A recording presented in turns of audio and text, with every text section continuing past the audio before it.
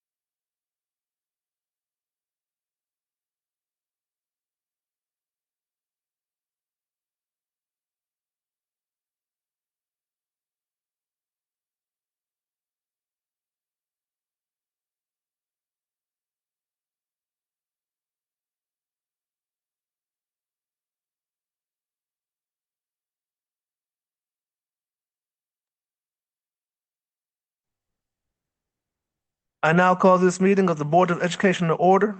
I would like to remind everyone that some of our meeting presenters may participate via Zoom. Ms. Ozinski, may we have a roll call, please? Trustee Basket, Yes. President Feaster, Here. Trustee Mohammed, Here. Trustee Norton, Here. Trustee Schmidt, Present. Trustee Wilkins, Here. Trustee Wilkes. Present. We have a quorum. Thank you, Ms. Ozinski. I would now like to introduce the non-voting member at the table, Jazz Parks, Superintendent of Schools. Thank you, President Feaster. I believe that brings us down to our land acknowledgement statement, and I generally turn it over to Vice President Wilkes unless there's another trustee who would like to volunteer to read it. Trustee Wilkins, please. Thank you. We acknowledge that the Ann Arbor Public School District occupies the ancestral, traditional, and contemporary lands of the Anishinaabe, Three Fires Confederacy, the Ottawa, Ojibwe, Potawatomi. The taking of this land was formalized in a process alien to Native cultures by the Treaty of Detroit in 1807. The Ann Arbor Public Schools recognizes that many other Native people lived on this land at different times, including the Fox, Shawnee, Kickapoo, Miami, Muscatoon, and Cherokee, many of whom were forcibly removed from their homelands. Acknowledgement by itself is a small gesture and does not exist in the past or solely in a historical context. Colonialism is a current, ongoing process, and we understand our responsibility in educating students about our participation.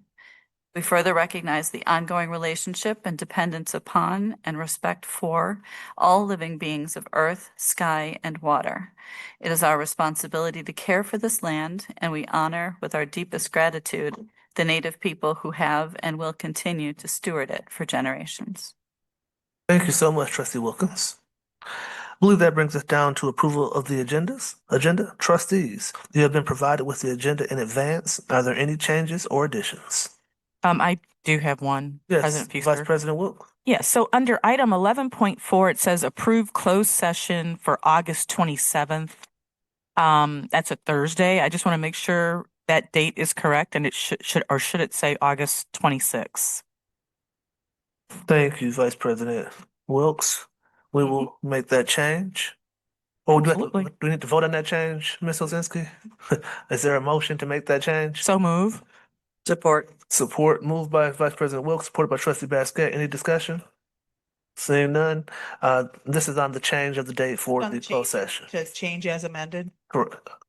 Oh, want to change as amended? Can we change the agenda as amended? Approve the agenda. Approve the agenda as amended. Yeah. Would that be an Is that the agreeable? motion? The motion is to approve the agenda as amended. Still support Trustee Basket? Yes. Thank you. Thank you. Ms. Thank you. Ozinski, please. Trustee Basket, Yes. President Feaster, Yes. Trustee Mohammed, Yes. Trustee Norton, Yes. Trustee Schmidt, Yes. Trustee Wilkins, Yes. Vice President Wilkes. Yes. Motion carries. Thank you, Ms. Ozinski.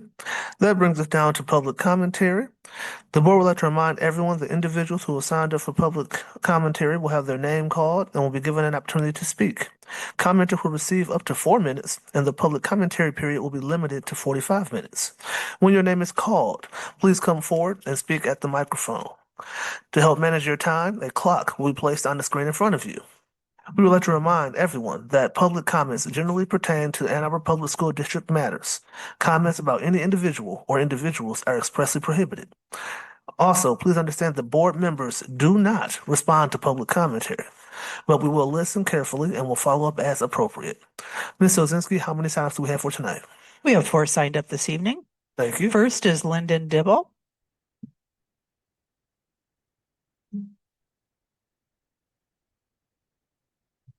Hello, everyone. Hello. Good evening. I'm Lyndon Dibble, a candidate for Ann Arbor Public School Board. I'm here to speak about 2 issues tonight. The first being transparency and communication from within the district. I did not have a car available to me this evening, so I kindly requested one of my friends to drive me here. However, many people don't have friends who would be able to do that. This location is unsustainable and is unequitable to the community at large. I would recommend the board, and I myself propose that we make it AAPS policy to have these board meetings located at our schools throughout the district, most likely on a rotating schedule. If this meeting was held at any of our major high schools, I would have been able to make it there via bus or via car. Sorry, not via car, via bus or via bike. But here is a 30-minute walk to the nearest bus station, a 30-minute walk, and it's a 20-minute drive from my house. So you can see why it would be unsustainable to have the meetings here. Second is the communication to the teachers union. The district recently moved to fact finding, and I'm very interested in seeing the report that comes from the fact finding commission. However, I think it was unkind and not very professional to inform the union that we were going to do this decision ahead of time, just to let union leadership know, and so that the community did not find out with angered feelings, especially at this heated time. The second issue I want to talk about today is a screen use policy inside of AAPS. Today, with the House bill banning cell phones during instructional time, AAPS needs to make a comprehensive policy that doesn't place burdens on teachers, and that is effective. The issue with all these policies is enforcement. Enforcement is going to be the biggest challenge. So cell phones are always going to be a problem. I would like to focus more on computer usage in our classrooms today. Our screens use overall is way too high in the district. I have been a student inside of AAPS, as most of you know, for all of my career. I've seen high schoolers cheat blatantly in the classroom on their assignments on their computers. ChatGPT, AI, and just searching answers up on the web via Google. The cheating is rampant when we provide access to computers in the classrooms, and it's unhealthy. It harms students in literacy and their social skills. It harms students' mental health. And we're encouraging screen use by providing devices to students starting at very young ages. In elementary schools even, we provide devices to kids. These social media companies and media companies and online companies are trying to attract kids young and get them hooked and addicted to these programs. And we are actively encouraging that within the district. Technology also costs the district a lot of money, both in the sinking fund and from the general fund. So looking into reductions of our tech use could be a good way to save the taxpayer dollars and save the district dollars, which could go to paying our teachers. That's all I'd like to say tonight. So thank you guys, and have a good evening. Thank you. Alexander Heberlein.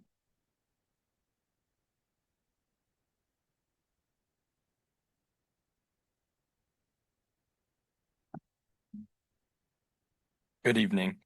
My name is Alexander Huberlein. I am an incoming senior at Pioneer High School, and I'm speaking tonight on behalf of high school students across AAPS. As the district shapes this phone policy, the student input must be considered on decisions that directly impact everyday student life. With the need to develop a student phone policy for the district, and considering how many differing perspectives on the topic, I've collected written feedback from over 50 AAPS high schoolers to advocate for a student perspective. First, there is widespread support for putting cell phones away during instructional time, aligning with Michigan law requirements. Teachers deserve our undivided focus, and learning requires an environment free from device distractions. Second, there is equally strong support for maintaining student access to phones during non-instructional times, like passing periods and lunch.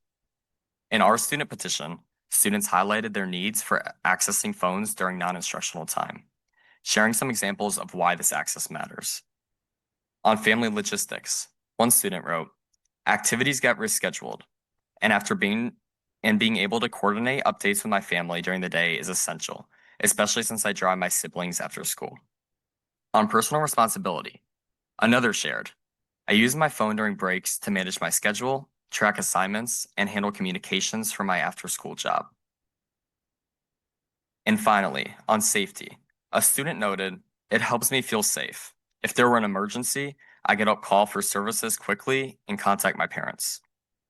Our student view aligns with the draft AAPS cell phone policy recommendation for high school students that was prepared on the July 29th meeting, requiring phones to be put away during instruction unless authorized by a teacher, while allowing access during non-instructional time. I would like to urge the board to adopt this balanced approach, which accounts for the unique, fast-paced realities of high school life.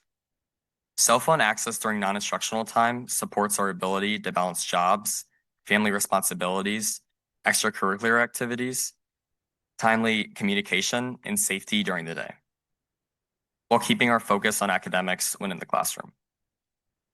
High school is meant to prepare us for adulthood and real-world responsibility. The district's proposed plan sets a clear, mature boundary, protecting classroom focus while respecting our responsibilities outside of instruction. We ask the board to support this balanced recommendation. Thank you for your time. John Benson.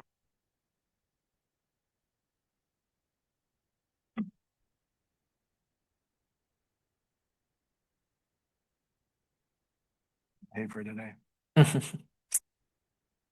Hello, my name is John Benson, Ann Arbor resident, father of three. As usual, I'd like to talk a bit about finance controls and reviews. I'm going to start with the sinking fund. So thank you, Ann Arbor residents, for passing this millage. Thank you to teachers, trustees, candidates, administration, mayoral candidates, and others for endorsing the passage. This time, I think it's very important for the board and administration to engage in some sharing and transparency increments around this fund. First, can we consider specifying funding requests beyond capital program funds? At least specify sinking fund versus capital programs other than sinking fund. I think this would be an easy and reasonable transparency advancement. Second, can we understand if purchases made with sinking or other capital funds may sooner or later create a new maintenance, software fee, etc., that would have to be paid for by the general fund?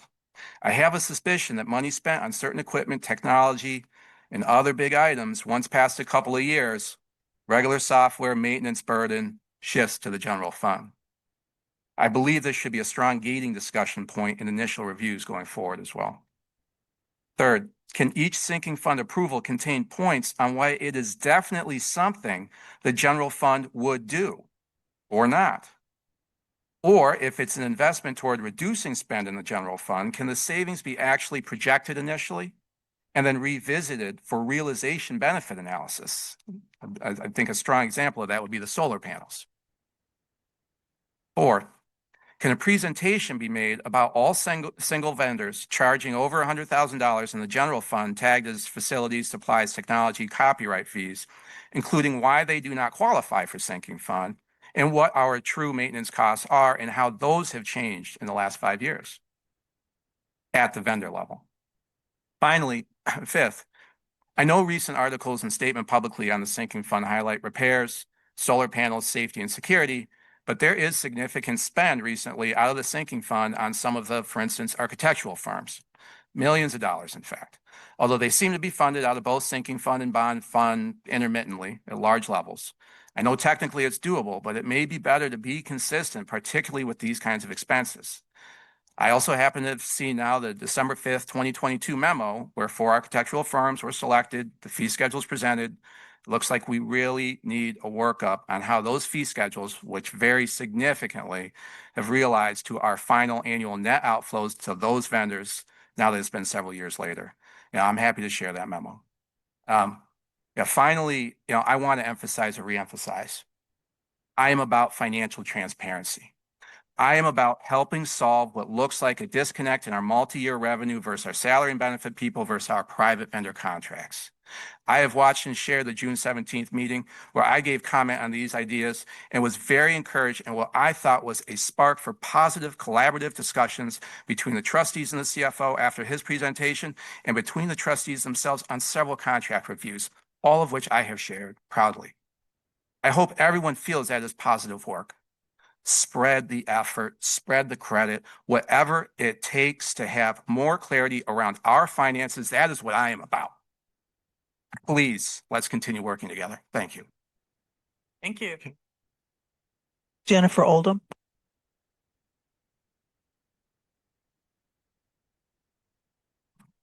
Good evening, trustees and Superintendent Parks. I explained your cell phone policy to my rising 9th grader. Her response was simply, "That won't work. Students will still have their attention pulled into their phones at every break. Students will still be distracted at school." We know addictive algorithms pushed by big tech are like nicotine pushed by big tobacco. Your proposed high school cell phone policy is like building smoking lounges in schools. We know better now than we did in the 1970s. We know that adults should protect children from addictive things, be they drugs, gambling, or software, and that school should be a safe place for students. And we have the example of the big-hearted people who fought back against big tobacco and have saved millions of lives. Computer games, EdTech, YouTube, and social media are all available on smartphones. These softwares all maximize engagement using addictive algorithms. Like all addictions, they steal from the life we value. I know you'll be reviewing the mission, objectives, parameters, and beliefs of the Ann Arbor Public Schools later this evening. Here are 3 parameters I hope you'll consider before choosing a cell phone policy. 1, we will make decisions and take actions based on the best interest of the student. 2, we will never abandon our commitment to excellence. 3, we will not engage in anything that does not support our primary, secondary educational programs. While the initial implementation of bell-to-bell cell phone and personal device bans is reportedly difficult, and the learning benefits are outlasting the transition difficulties in Florida, which began in 2023. A bell-to-bell policy with reasonable exceptions was instituted in New York at the start of last school year. A high school teacher from New York told me that the first 3 weeks were tough. And enforcement took a lot of energy. But once students got used to the policy, she said she got her classroom back. She told me that as a teacher, she didn't really know what had been lost to the smartphones. With the bell-to-bell ban, students pay attention to her again. They listen and take on hard projects again. Their attention spans are growing. 22 states and Washington, D.C. have bell-to-bell cell phone bans, as do France, Norway, South Korea, Brazil, China, Bulgaria, Italy, and much of Australia. Only 7 other states joined Michigan in banning phones for instructional time only. Nonetheless, some Michigan districts are choosing bell-to-bell cell phone bans. In Avondale, Michigan, the schools moved to Yonder pouches to store turned-off cell phones during the day. And here's what one veteran teacher reported. She said, "It's really been life-changing, to be honest. It has made everything so much easier. Students are more engaged in their academics and the lessons being taught throughout the day. They're socializing in the hallways, laughing and talking with each other. I think it has so many benefits for students." Closer to us, Jackson chose a bell-to-bell policy. The district announced, "The administration, teachers, and staff at Jackson High School believe that what you pay attention to is what you learn." The off and away policy has been created to increase engagement and academic outcomes and decrease incidents of negative behaviors. Why? Because school is serious. School opens or closes doors for the rest of our lives. As adults, we know this. As the most educated city in America, we know the importance of primary and secondary education. Now we need to teach our children how important their intention really is. Thank you. Thank you. That concludes public commentary. Thank you very much, Ms. Ozinski. We appreciate hearing from our community. The board would like to thank everyone who spoke and shared their comments tonight. Ms. Parks, are there any points of clarification? No, I just echo thanking our speakers this evening. We don't have any clarifications this evening. Thank you, Ms. Parks. Trustees, this is the number 4, the community feedback portion. Looks like there is no community feedback has been received for this meeting. So there's nothing for you to review in that section. And I believe that brings us down to reports of associations. Ms. Ozinski, do we have a representative here from AAEA? We have no one here from the AAEA. Are there any other reports of association groups present? No other reports. Thank you. That brings us down to community group reports. Ms. Ozinski, do we have any groups signed up for this evening? No group reports tonight. Thank you, Ms. Ozinski. I believe that brings us down to board committee reports. And it looks like we're at the governance committee. The governance committee met on August the 3rd. I believe all members were present. I believe we discussed the agenda for this meeting. We also went through a different policy series that you'll be seeing tonight. that had been sunset and that are needed to be reviewed. That's Policy Series 2000 and Policy Series 4000. Essentially, we took our time, went through those, made changes we thought were appropriate, and we offering them to the board so that you all can let us know what you think about what we came up with, and obviously make any changes that you all think are appropriate as well. And that is all that I believe we did. If I missed anything, my colleagues on the governance committee, please let me know. I think you covered it, President Feaster. All right, thank you very much. Looks like we were the only committee who met between this meeting and the last meeting. So that, I believe, brings us down to number 8, information, and our superintendent's update. I will turn it over to Superintendent Jazz Parks. Thank you, President Feaster. It's a pleasure to be able to provide a brief update with you all as trustees in the community this evening. Trustees, this week we had the pleasure of welcoming back all of our administrators for the 26-27 school year during their multi-day leadership retreat, which is taking place here at the Earhart Administration Building. Our building principals and our district leaders have taken part in a series of professional learning and training.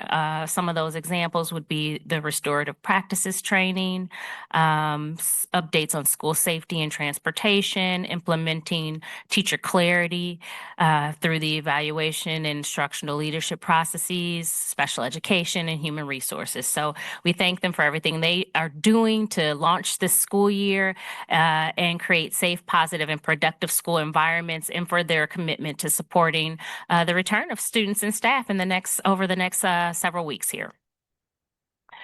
As we look forward to the start of the 26-27 school year, we're happy to report that overall, the district is trending above last year's official fall count. So as of today, the total enrollment is up about 2.6% from last year's fall count. Now we know these numbers are fluid and will continue to ebb and flow over these remaining weeks leading up to the start of the school year and those first couple of weeks of the school year. So we expect that number to trend up and down, but we will absolutely continue to monitor closely what our enrollment numbers are looking like, both kind of at the district level and by school, so that we are, as always, making any adjustments in staffing as needed based on how those numbers fluctuate. So we'd like to commend and thank our student accounting and enrollment team for their efforts during this really critical time of year, especially Ms. Robin Skaczynski, who is our student enrollment specialist. This year, we wanted to just address kind of some of the questions we have gotten about split and multi-age classrooms. So each year we have some split classrooms across the district. We try to keep the number as low as possible. In particular, last year, we had very few because we were rolling out a new curriculum. And so this year, we are scheduled to have about 13 multi-age combination classrooms across the district out of our 300 elementary classrooms. So that's about 4% of our elementary classrooms will be multi-age, multi-grade classrooms. So combination classrooms are a well-established instructional model, and they are becoming more common as enrollment shifts through this district and others. And while these classrooms are sometimes viewed differently because they include students from 2 grade levels, they are intentionally designed to provide a rich learning environment. Students will continue to receive instruction aligned with their individual grade level standards while also benefiting from flexible small group instruction, opportunities for leadership, peer collaboration, and differentiated learning experiences. Our teachers thoughtfully plan instruction to ensure that every student receives the support and challenge they need to grow. So in the AAPS, we know that the success of a classroom is driven by the relationships built within it, the quality of instruction, and the dedication of the teacher, not simply the grade configuration. So we're confident that our staff will continue creating engaging and supportive learning environments where every child can thrive, including in our multi-grade classrooms. Again, we have about 13 scheduled out of our 300 elementary classrooms across the district. I see you have a question. We don't generally accept questions, so you would have to you'd have to email us and we can Yeah. get back to you. Thank you, President Feaster. So the next topic is interlocking, and that will conclude the superintendent's update. Over the next 2 weekends, we are proud to have our students perform at the Interlocking Center for the Arts. On August 16th, the Pioneer Band, Choir, and Orchestra students will take the stage, and on August 23rd, Huron and Skyline students will take the stage. The concerts take place at 1:30 on those days and will also be live streamed, so please consider tuning in to watch our highly talented performers at this premiere opportunity. We thank all of our dedicated staff who have prepared them for this moment. The spotlight is theirs as well as our students, so we look forward to those performances. And on that note, that concludes the superintendent's update. Thank you so much, Superintendent Parks. I believe that brings us down to first briefing, trustees, and I believe we're at the 9.1 Policy Series 2000. Other and I skipped it. 8.2. items. Skip, yeah, right. Oh, I'm sorry. Took my glasses off. Apologies. We're at 8.2 Student Support Advisory Committee report, and I'll turn it over to Superintendent Parks and her team Thank you. for that report. Thank you. We have Ms. Austin, Dr. Hayward, and Ms. Baccalor coming forward for this report. Trustees, if you remember, as a result of some of our discipline data presented last year, we devised and put together a student support advisory committee from a cross section of stakeholders across the district, including students, staff, parents, and representatives from our community agencies, some of our community agencies that support our students. In terms of the way that we go about supporting students in through discipline or behavior or mental health, we wanted to really just kind of dive in and take a look at what our current practices are and where we need to do better so that we can see improvements, not just in our discipline data, but in how we offer and provide supports to students and the professional learning that we need to offer to our staff in order to be able to do that. So we have, again, Dr. Hayward, Ms. Austin, and Ms. Baccalor here to talk through what our initial work has entailed. And then we'll also, as we wrap this up, talk about some of the action planning that we're doing for next steps of this work. And so we're really excited to share this update with you. So I'll turn it over to Ms. Austin. Hi, good evening, trustees, Superintendent Parks, and our community. We are excited to come to you all tonight around the work that we have done throughout the 2025-26 school year with our students, our parents, teachers, and community partners.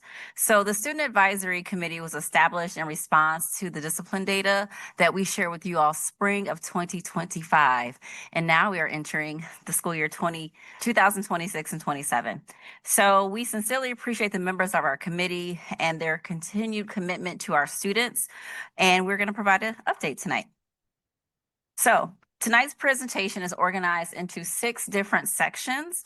We'll begin with our purpose, sharing who's on the committee, and our progress over 7 monthly meetings spanning from September 2025 through April 2026. And what we set out to accomplish. We will walk you through our review of the current Rights and Responsibilities Handbook and share highlights from our exemplar reviews. Next, we will highlight our parallel work that occurred during the 2025-26 school year and close with next steps and how we will move forward together. So these photos, as you can see, shows the work that occurred over the last school year. And you can see that our stakeholders came together to collaborate and to be critiques of our current Rights and Responsibilities Handbook. They had an opportunity to get to know one another, to make connections, and form interpersonal relationships with one another. We sincerely thank our committee, and we know that the work that we asked our volunteers took time away from some of their ordinary duties. Next slide, please. So this shows you all of our committee members. And again, we wanted to highlight the work of our stakeholders that span from our students in grades 6 through 12, our parents, guardian caregivers, our teachers, staff members, and also our community partners. And these individuals showed up meeting after meeting. And again, we're just really excited about the work that they did.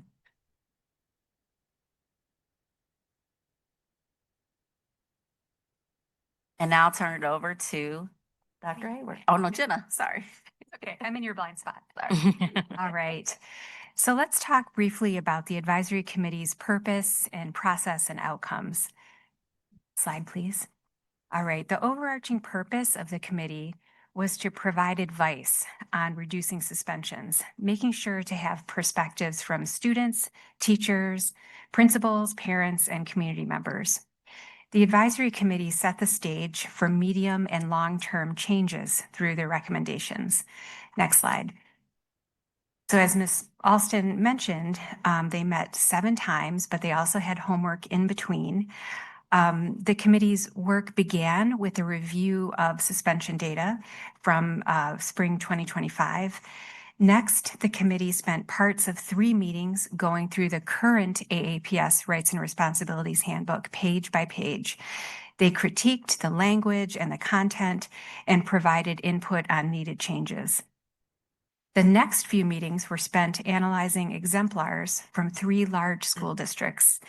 And finally, the committee provided input on recommendations. I'll turn it over to Dr. Hayward to share findings from the Rights and Responsibilities Handbook Review. Thank you, Ms. Bacalor, and good evening, trustees and community. As previously shared with you, our goal is not only to eventually produce a new and revised Rights and Responsibilities Handbook, but it's also about helping to change our mindset and our thinking relative to punitive consequences for our students, right? So this, we're hoping the work that we, and when I say we, I mean the entire advisory committee, principal, staff, everyone who's going to provide input, you all, will be work that will precede us, right? We want to make sure that students coming in who are not even in kindergarten will benefit from the work that we are currently doing. So it's pretty impressive work, and we're very proud of what we have, what we're bringing to you tonight. So I want to talk to you about, and I want to thank again our committee. Here you'll see pictures, and at our last meeting in April, we just wanted to take some time to celebrate. We met monthly as a committee from 4:30 to 6:30. So students leaving schools, our adults leaving jobs to come here to work with us, and just an amazing group of individuals. And so at the last meeting, we wanted to celebrate them by giving them certificates and a nice bag of just some things that we just wanted to share with them to thank them. I'm going to get into the themes. And so as we did the work around reviewing our current Rights and Responsibilities Handbook, these are some emerging themes that came from the committee group. To the right of each of the next 6 slides, you'll see the advisory team voices. And these are quotes taken directly from their work as they were charting and writing notes on all the handouts that we gave them. You'll see some of the quotations there. But I wanted to just go over with you briefly the summaries of each of the 6 themes. And so for theme 1, the committee is recommending that we shift from punitive to restorative and trauma-informed language. And so our current handbook language is punitive. It's adversarial and compliance focused. The committee wants to center it around respect, empathy, restoration, and student well-being, such as replacing terms like victim, perpetrator with person harm or caused harm, and removing the word charges, for example, which is typically language associated with the criminal justice system. Okay. We would also note that this extends to the attendance language as well. We don't want it to be punitive. We want it to be supportive. So that's theme 1. Next slide is theme 2. The committee is recommending that we define terms clearly and ground the handbook in law.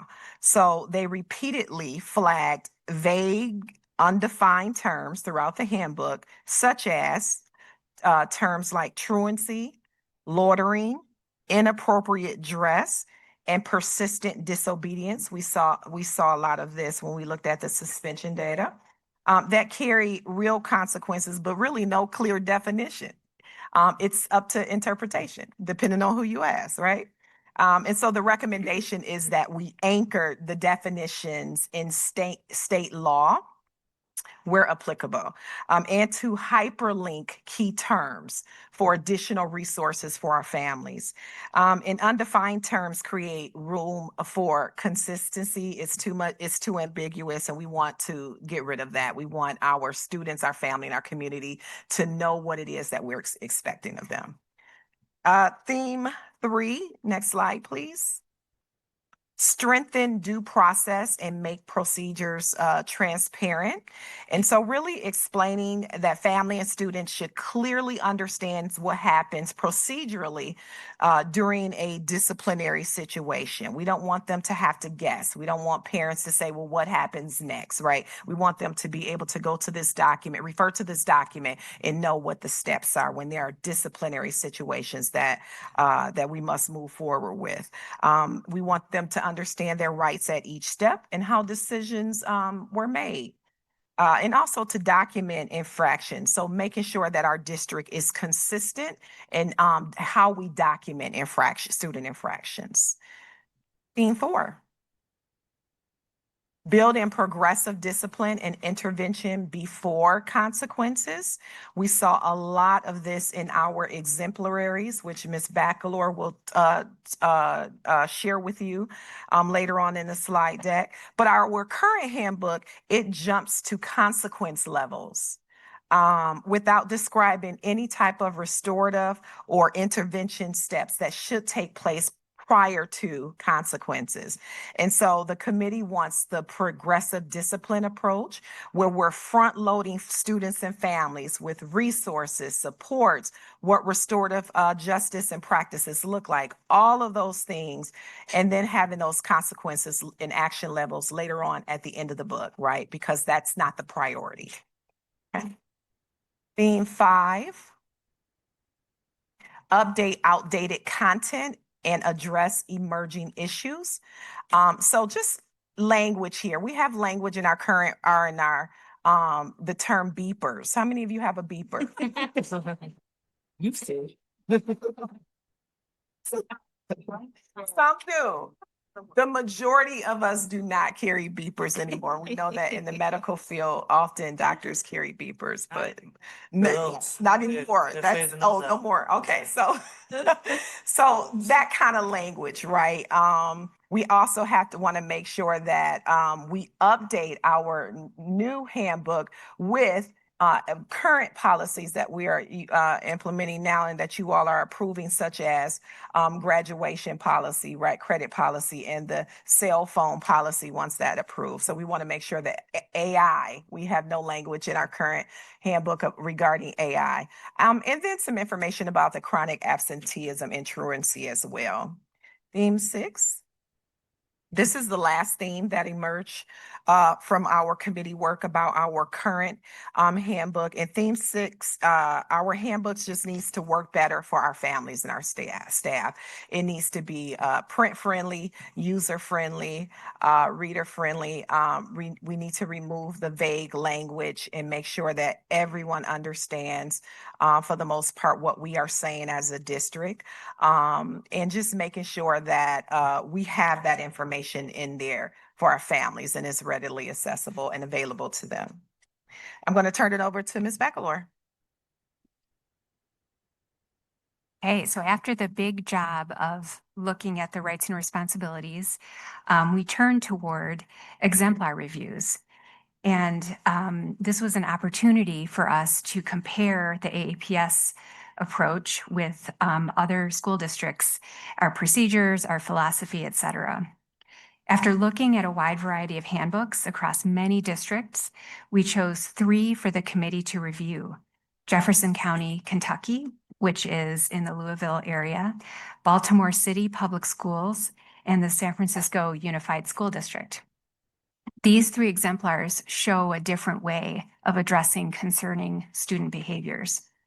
So here are some more pictures of our amazing advisory committee. And then I guess we're moving right along to, all right, I just wanted to point out the bottom left and the bottom center are pictures of our committee members actually looking at the giant handbooks from other school districts. Just a little illustration there. All right, next slide, please. Okay, so starting off with Jefferson County, I'll share a little bit about each of these exemplars. You can tell right off the bat that this is different because it has a really different name. It is the Student Support and Behavior Intervention Handbook. And again, just like in Dr. Hayward's section, you can review these advisory team voices at your leisure. Next slide. So for each exemplar, we ask the committee, what do you see in this handbook that is a must-have for AAPS as we move forward with new policies and a new handbook? This slide shares a summary of must-haves from this particular exemplar. And I've put in some screenshots to show you exactly what the handbook says. The committee really appreciated that this handbook opens with a statement of values to be instructive, not punitive. They also have a process for parents and guardians to acknowledge that they've received the handbook. And finally, this one, it was actually my favorite for this reason too, but it includes really easy to understand visuals and QR codes and links to community resources that families can use. The next one that we looked at was the Baltimore City Public Schools Student Code of Conduct. Again, you have some advisory team voices on the slide. And next slide, please. Committee members praised this handbook for clearly laying out shared expectations, not only for students and school staff, but also for families and for community partners.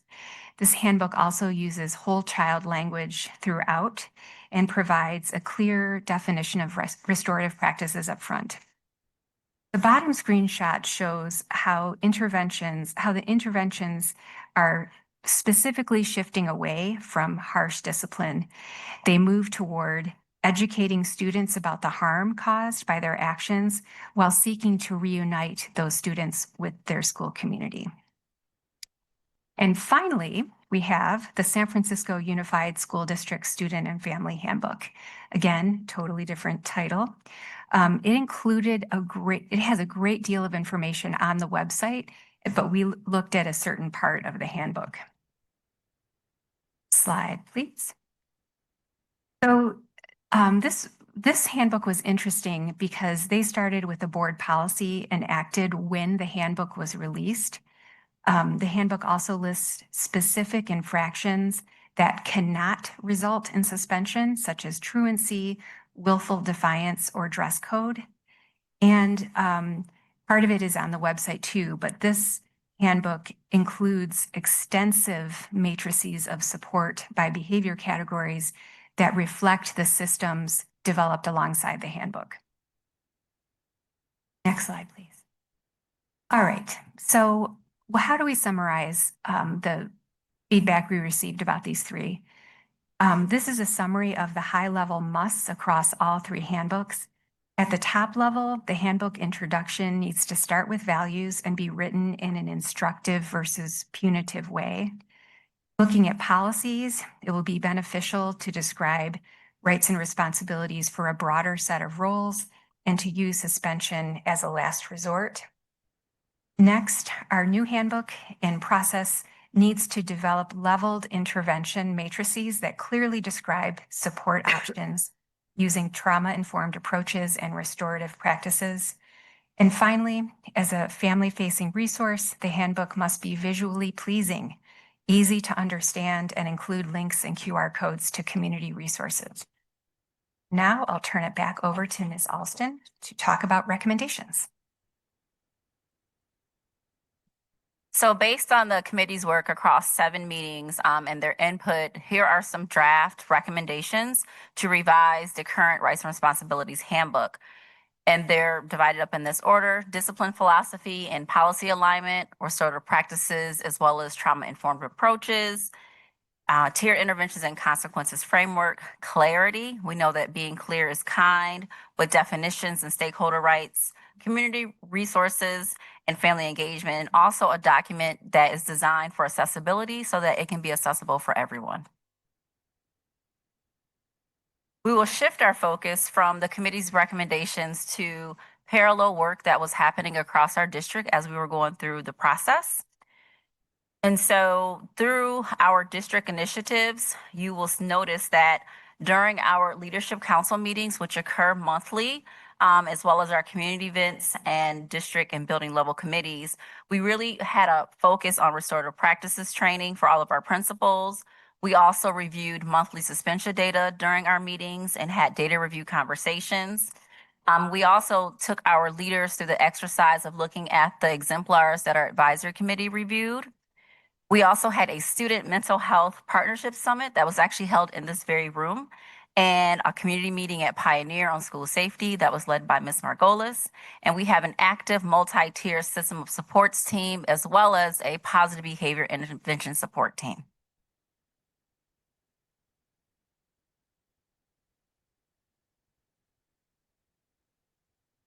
All right, turn over to Dr. Hayward. Thank you. Some of the information on this slide, I'm going to be redundant, but I think it's important so that everyone can understand how seriously we take this work, right? And so Ms. Austin talked about meeting with our leadership team monthly to review suspension data. And so every month when we meet with them, we look at the suspension data by the district. We talk about scenarios of things that are occurring in the school. They give input. How could we have handled it differently with alternatives to suspension, et cetera? So again, it's about shifting our mindsets, and we do that by constantly engaging our team in conversations around suspensions and alternatives to suspensions, and sharing resources, right? In terms of articles, website. We do that in our weekly bulletins that we send to our principals about suspensions. What are some alternatives? What are other school districts doing? So just front loading them with a lot of information and supports. Oftentimes our principals will contact us when there are issues. What do you think? Walk me through your thinking in terms of what are your next steps, right? Because we're here for them. We're here to serve. And so we serve our principals and provide them with some supports as needed. Professional coaching. We're continuing and planning for all of the trainings for our administrators, meeting with the ISD to have restorative practice sessions for staff this year. Principals went through restorative practices days 1 and 2 last year. Days 3 and 4, half of our principals are going through that currently. So today and tomorrow, we had 29 principals here who are working with the IARP organization who provides us our training. And then our other half will be here next Monday. So that's day 3 and 4 for them. And again, we've already worked with, partner with the ISD to have dates for additional staff to attend those sessions so that they can get the training as well. We started a positive behavior exemplary committee last year where that consisted of special ed, some folks from special ed and from principals so that we can bring back PBIS to the district and in our schools. So we met monthly. We visited schools in Wayne County who are exemplars relative to PBIS to see what it is that they're doing. And met with principals and staff, right? And so we're moving on with that, and we'll continue to have those conversations this year as well around PBIS, positive behavior intervention supports. And then with CPI, the making sure that our staff, principals, staff who sign up understand de-escalation techniques, right, when they are engaging with some of our students. And so that's the Crisis Prevention Institute. Next slide. We will continue the work in developing our district's MTSS or multi-tier support systems, which includes positive behavioral intervention supports and tiered mental health supports. We know that because of you all, we were able to purchase Panorama last year. And so just recently, Ms. Austin, Ms. Linden, and myself met with Panorama to talk about dates where we'll meet with the district team and with the building team. So we have that on the calendar already. And then just strengthening our partnerships. We couldn't do the work that we do without our community partnerships. And so Michigan Vape Free Schools, Communities of Practice, the ISD Bridge Program, the ISD and their mental health action team, Corner Health, Nutrizone, L's Place, the Depression Center, U of M Regional Alliance for Healthy School, ROS, Michigan Medicine, Psychiatry Services, and many our community partners, our Peace Neighborhood Community Action Network, Avalon Housing, like the list goes on and on, because we know that our students come to us and they have multiple trauma issues, they have multiple needs, and we don't profess that we're doing this by ourselves, right? In a silo, we work with our community partners so that we can give our students what they need when they need it. Next slide.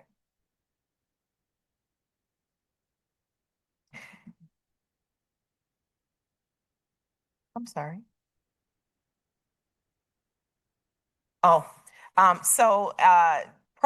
Additional proactive measures include things that we are already doing, which is the SABRS screener, the social, academic, and emotional behavior rating scales. And we started this 2 years ago, giving the first year screening twos to all students in grades 6 through 12.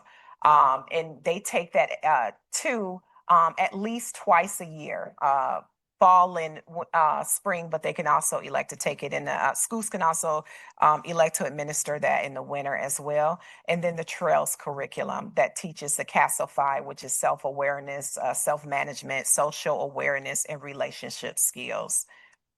Next slide, please. And I'm going to turn it over to Ms. Austin. All right, so I'm going to share our 2025-26 suspension data. And as you can see on this slide, and even prior to the slide, the parallel work that we have outlined in the previous slides highlight the work that we have done to really address reducing suspensions. And I want to say we hit it hard as a team collaboratively. And overall, you can see from 2023-24, the 2024-25 and the 2025-26 school year, that we have overall seen a decrease of suspensions. Suspensions decreased by nearly 30%, from 922 last school year to 657 this school year. So that's a total reduction of 265 suspensions. And so we see this as a significant decrease.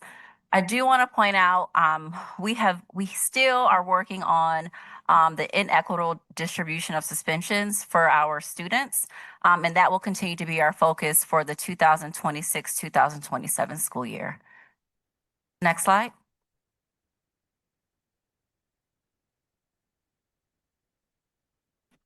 All right. We have a technical glitch. Can we pause for a moment, please? Sure. Thank you.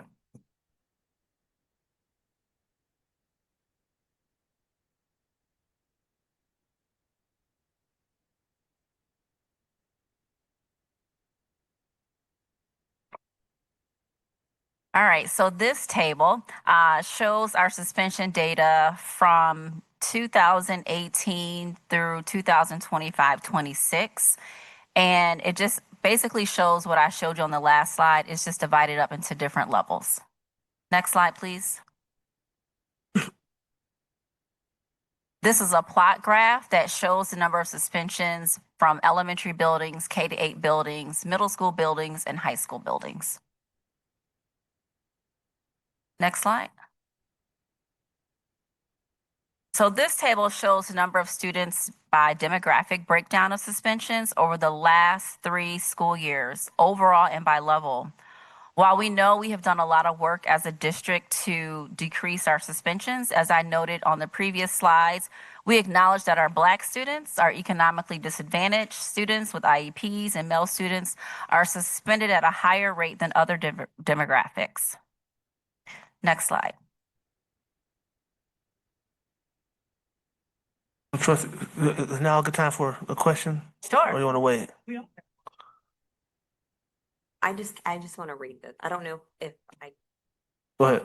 it's just a quick, that slide, I guess, can you go over, like, explain how we're reading it? Because some of it doesn't even make sense. Like, I want to make sure I'm reading it correctly, just to give an example. So I can give examples in terms of just overall data. So if you look at the percent of the population compared over time, you'll see that the data will reflect that, for example, Black African American students are disproportionately suspended at a rate of 4 times their population. And you can see that by the negative numbers that's displayed. Let me get my laptop a second.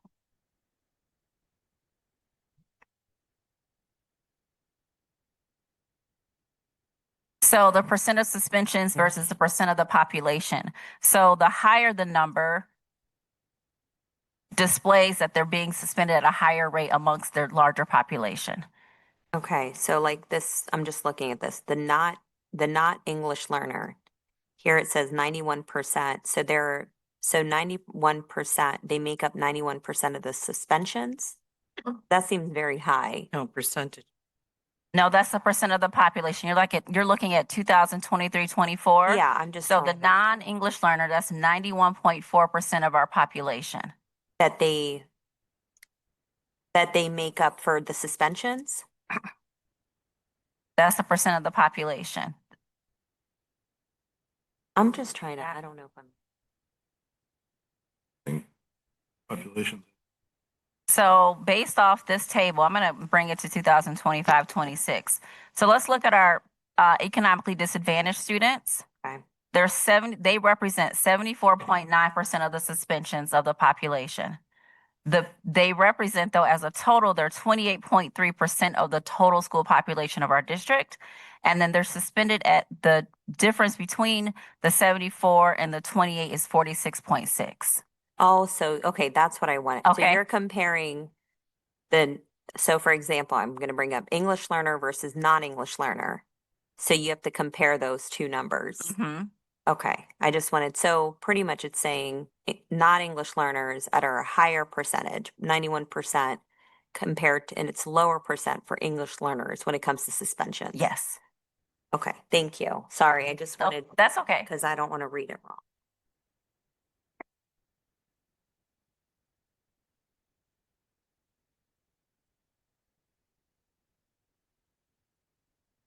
So this table shows the suspension reasons over the past 2 school years. As you can see, physical aggression and fighting remain the most common suspensions. And during the 2025-26 school year, you'll see at our secondary level that alcohol and drugs reflect a higher number of suspensions, and that is due to the use or distribution of illegal substances. When we know that students need support for addiction of substance abuse or tobacco use or other concerns, we do consider them and place them into alternatives to support them, and we put them in succession programs.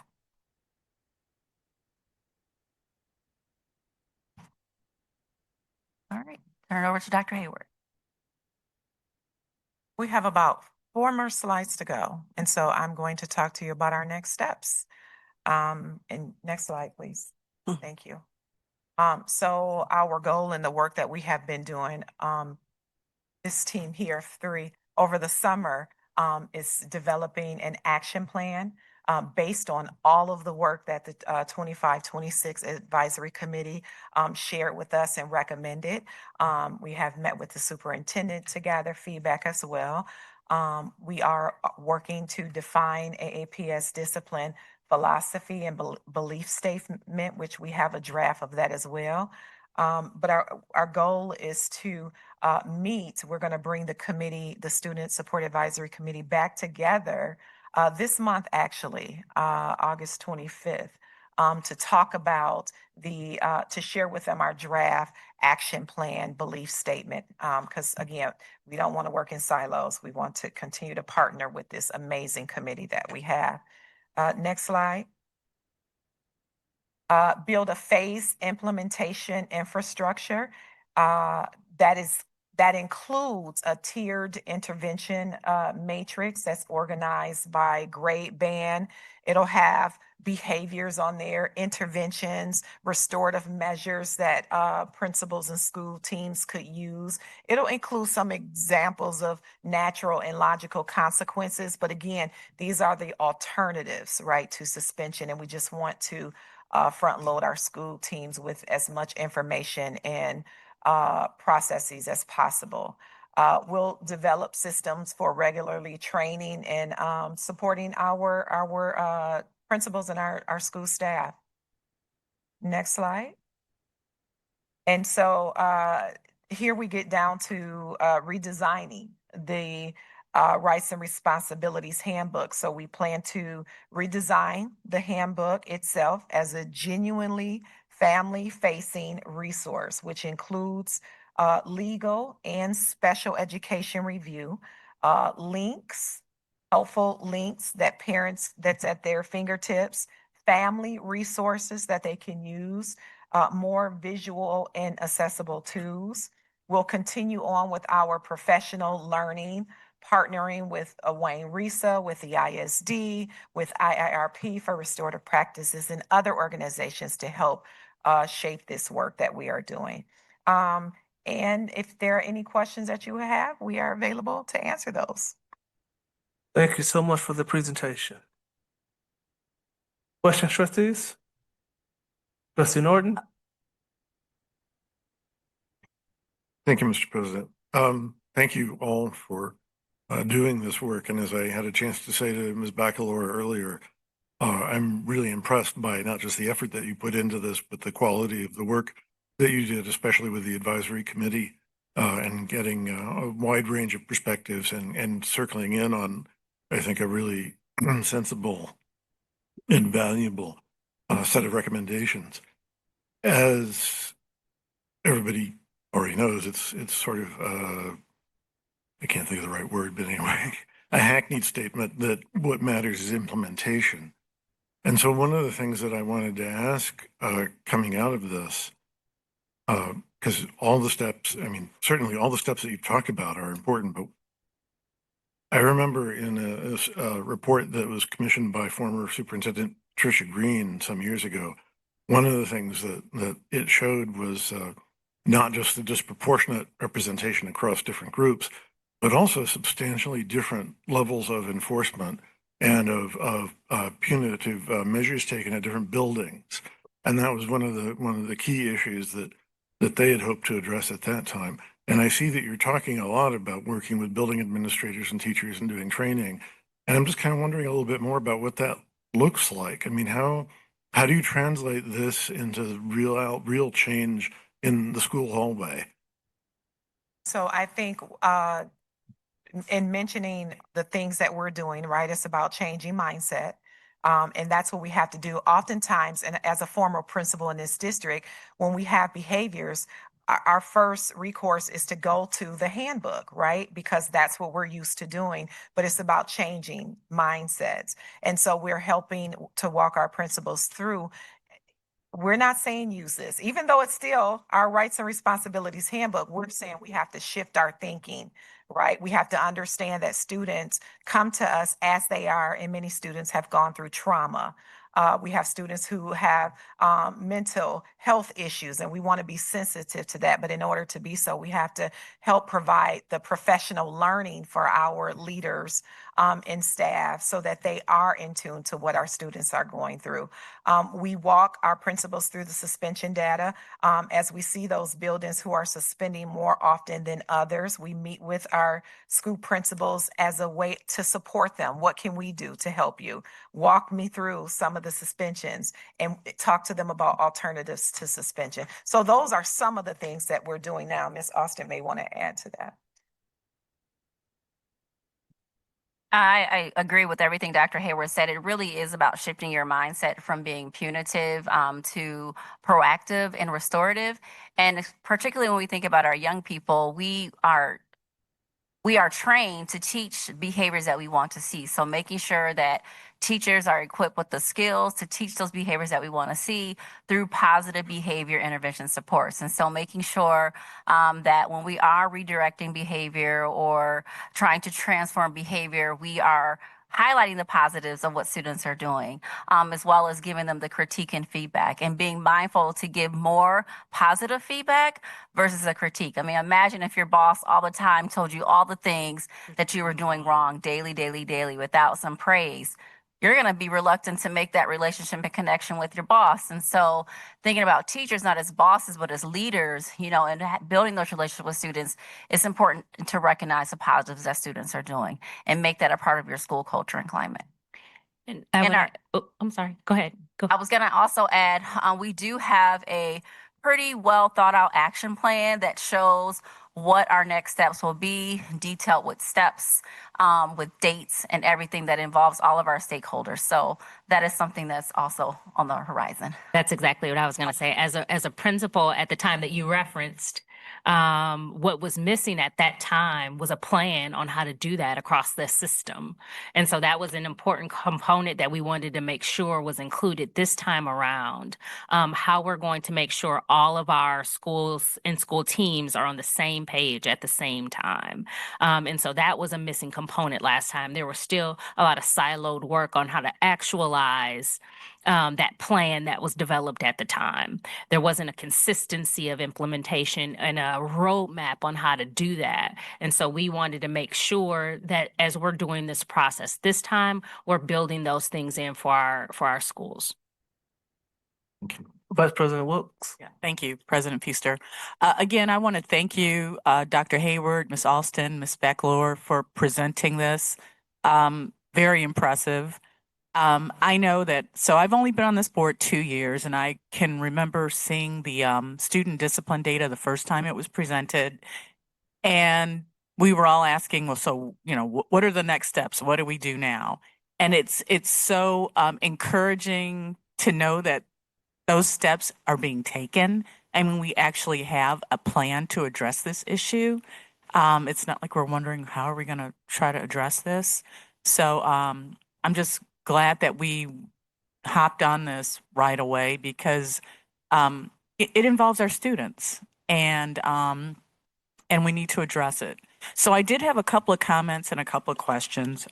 First of all, I really, I'm glad that this is it's not punitive, but more restorative focused, which is exactly what we need. I mean, we don't need to have any type of lingo that's equated with the criminal justice system. That's just not who we are. We're here to support our students. So again, glad to see that. The fact that you said you're defining terms because a lot of the terms are open to interpretation, and I have to agree with that. I believe that bias can creep in, whether implicit or explicit, and by clearly defining what terms mean, I think that allows us to try to help eliminate that possibility. So I'm really glad to see that. I did have a question about the reduction, the 30% decrease in suspensions that you referenced, Ms. Alston.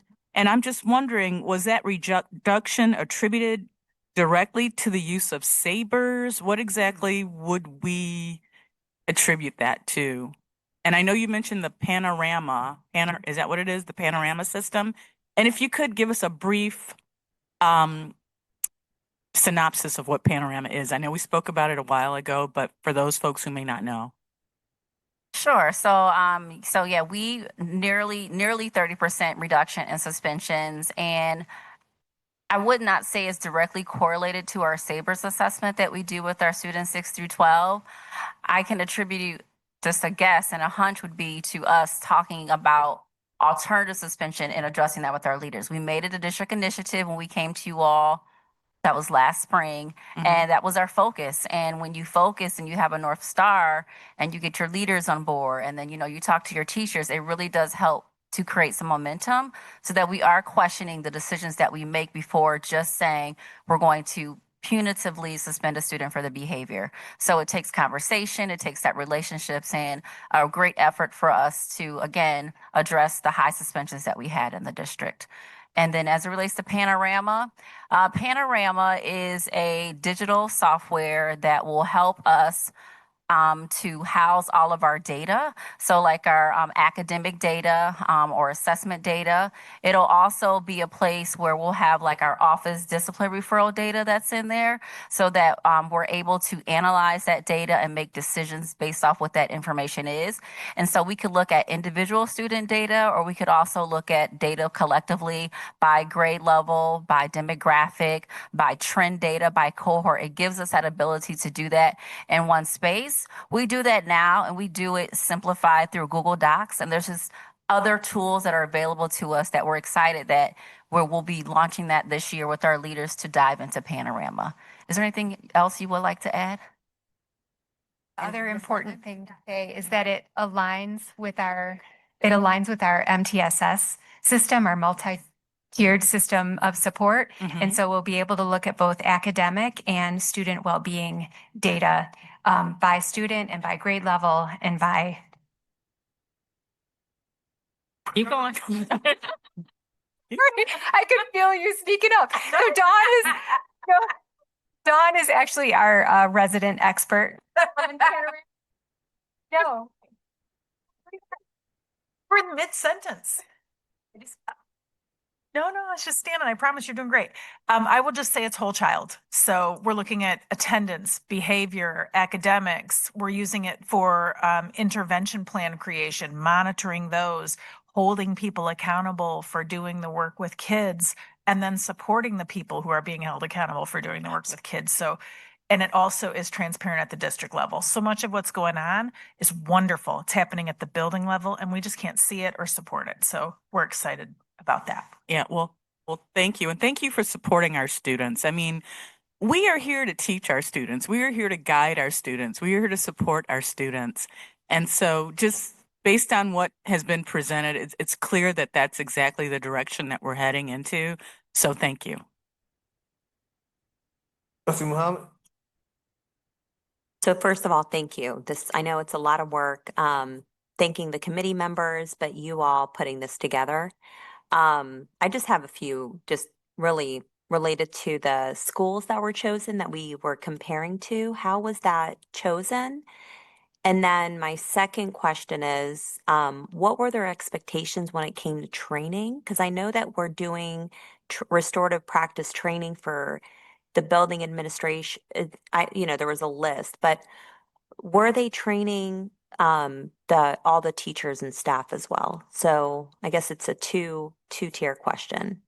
Sure. So I'll take the first stab at it, answering the question. So in terms of the three exemplars, how were they selected? We really was going through looking at different rights and responsibilities, student family handbook, whatever it's called in the districts, to see. Like we spent hours looking at districts handbooks. And so we narrowed down these three because we didn't want to bring to the committee 5 or 10 of them, right? One of them, the San Francisco Unified District, is over 200 pages, correct? Yes. But I think it's important to know that we also provided links to many other school districts to the committee so they could review too. And I think that we also went on some information from AASA about school districts doing exemplary work around student supports.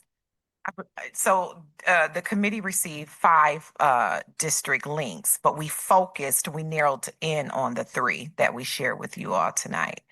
And then your other question was around training staff. Yeah, and just to follow up, like, was there criteria, I guess, or you just looked at what criteria did you use to pick these 3? So we talked about, and you all can chime in, but we wanted to look at supportive handbooks, handbooks that supports the student, the whole child, right? That had resources for family, community resources for family, that wasn't punitive. And those are just some of the criteria. And just adding on and addressing, specifically addressing racial inequities in suspensions.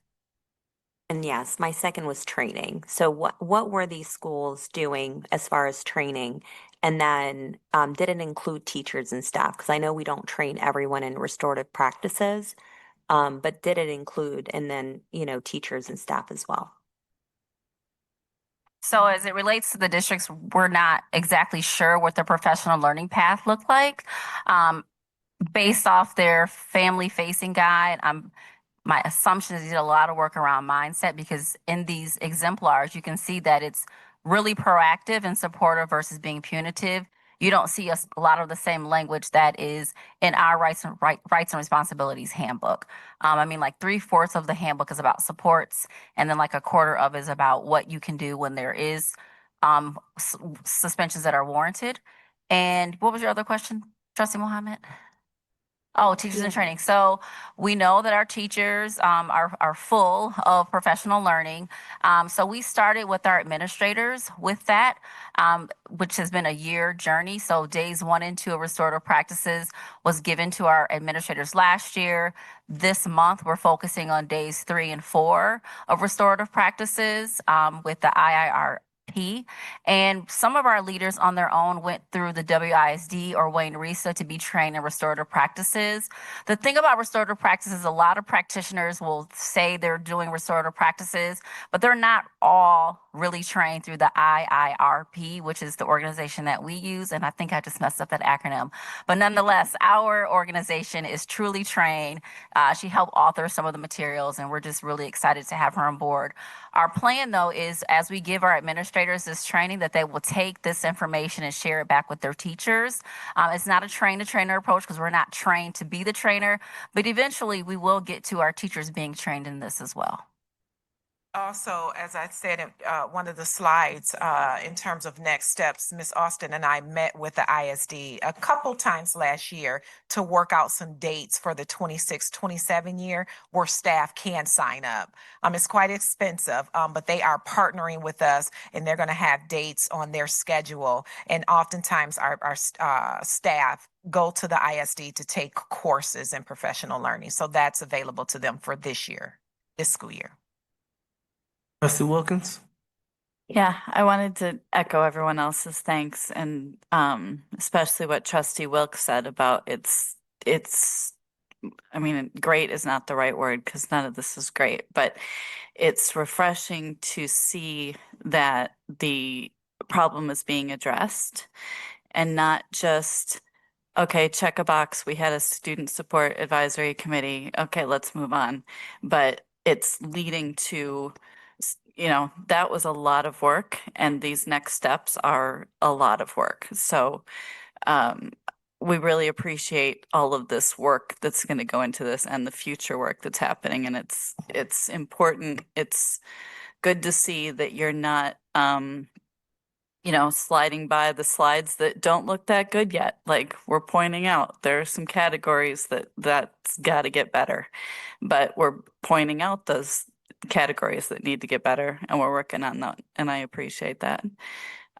My only question was, in the next steps, there's piloting changes before full district implementation. Is that just because you can't do a full district at one time? Like, if we have all these good ideas, why don't we just have the whole district do it? We agree with you. We agree. I was just about to say, we actually agree 100%, but I'll let them speak. We will make sure you all have the most up-to-date slide. And in the slide presentation, in the up-to-date slide presentation, All right. we'll also have a link to the draft action plan as well. So Fantastic. that it's. All right, great. Trustee Basket, then Vice President Wilkes. Thank you. Again, ladies, thank you so much for the work. I've always hated our rights and responsibility handbooks, and you guys have heard me over the years say I've always hated the book.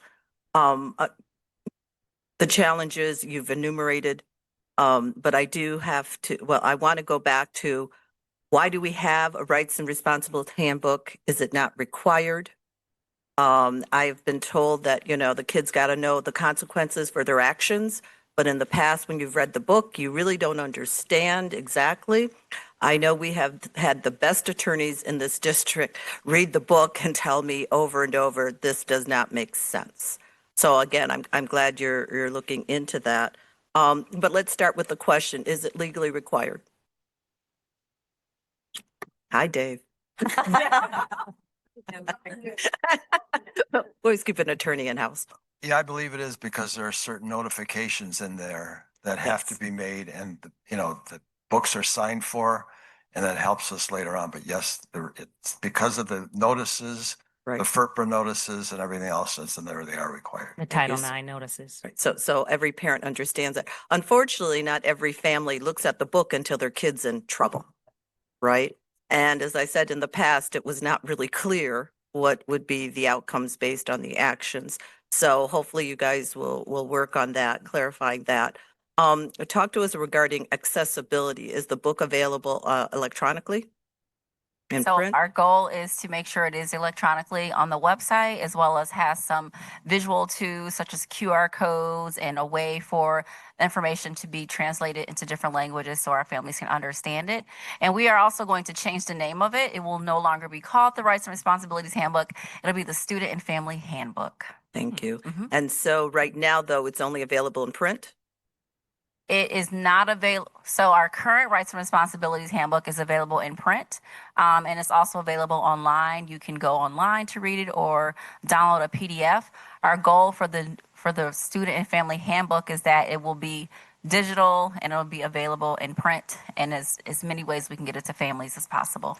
And since it is required legally, do we obligate the families to acknowledge that they've received the book? That is part of our action plan. Yes. But do we do that now?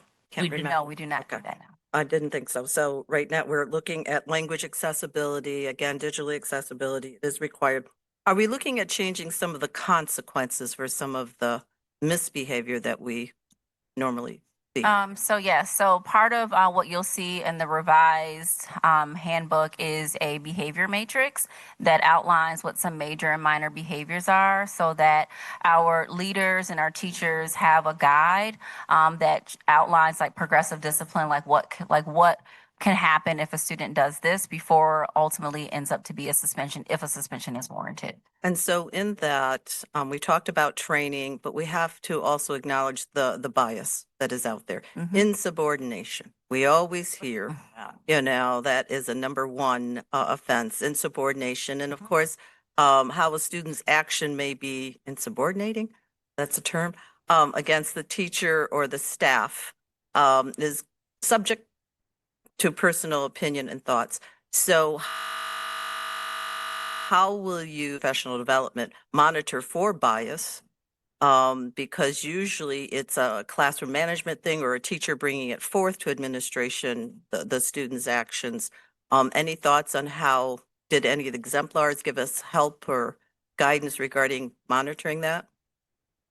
I would say that, when we look at the common reasons for suspensions, I know when I first entered the district, when we had these ODRs and filling them out for elementary students, a lot of it had to do with insubordination or disobedience. Those are some of the terms that were on these old ODR forms. We don't see suspensions related to that as much as we did in the past. So much of the work that we have done to change mindsets, I believe has helped with that. No longer are there the days where you have just kids being sent to the principal's office. Teachers have worked really hard to cultivate relationship with students where they're not, taking students out of the classroom and just sending them to the principal's office. They really are working with students individually. As it relates to bias, yes, there's bias in all of this. And so we still have much work to do as, if one student's behaving this way and another student's behaving this way and they're demographically different, why are we, choosing different pathways to teach them the behaviors that we want to see or to redirect them? And so part of our work is to bring some commonalities K through 12 and bring some clear intentional work around what are some major behaviors and minor behaviors so that we're all on the same level and building this K to 12 system. And thank you for mentioning the adults' behaviors that we need to look at. I just want to briefly remind folks I know you guys know this, but there's, as we look at consequences, as I've mentioned, there sometimes are how do we say, certain students, such as athletes, have different set of consequences for their behaviors as opposed to the debate student. Not that we have debate anymore, but you know, the other student who is not a particular athlete. Are we looking at that?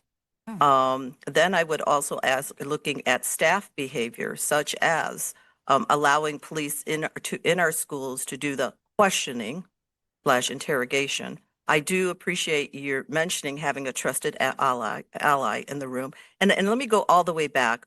Again, I've always hated the handbook, and I've always been told we legally have to have one. So live with it, Susan. And we have changed the cover and we've tried to make it better. But what I appreciate, you know, your efforts is that you got student voices right there at the table to give you from their perspective versus what one trustee has said and has experienced their perspective.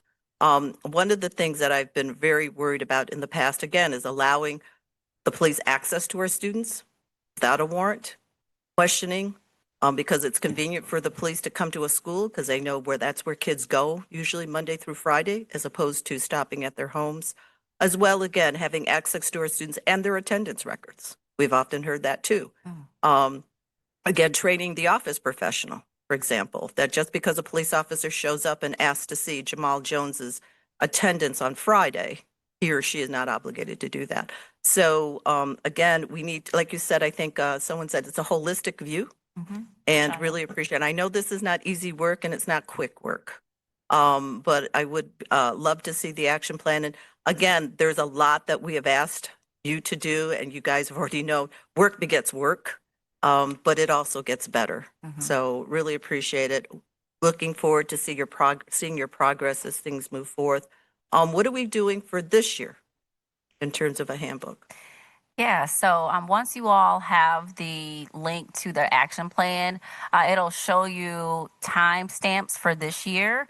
So for example, one of the action items is to reconvene our student advisory committee meeting or team, and we will be doing that August 25th to go over some of this information that we went over with you tonight, but also to show them pieces of what's in the action plan. For example, this tiered behavior matrix that we're talking about, which will be a part of the rights and responsibilities handbook, or the student and family handbook. I get used to saying that.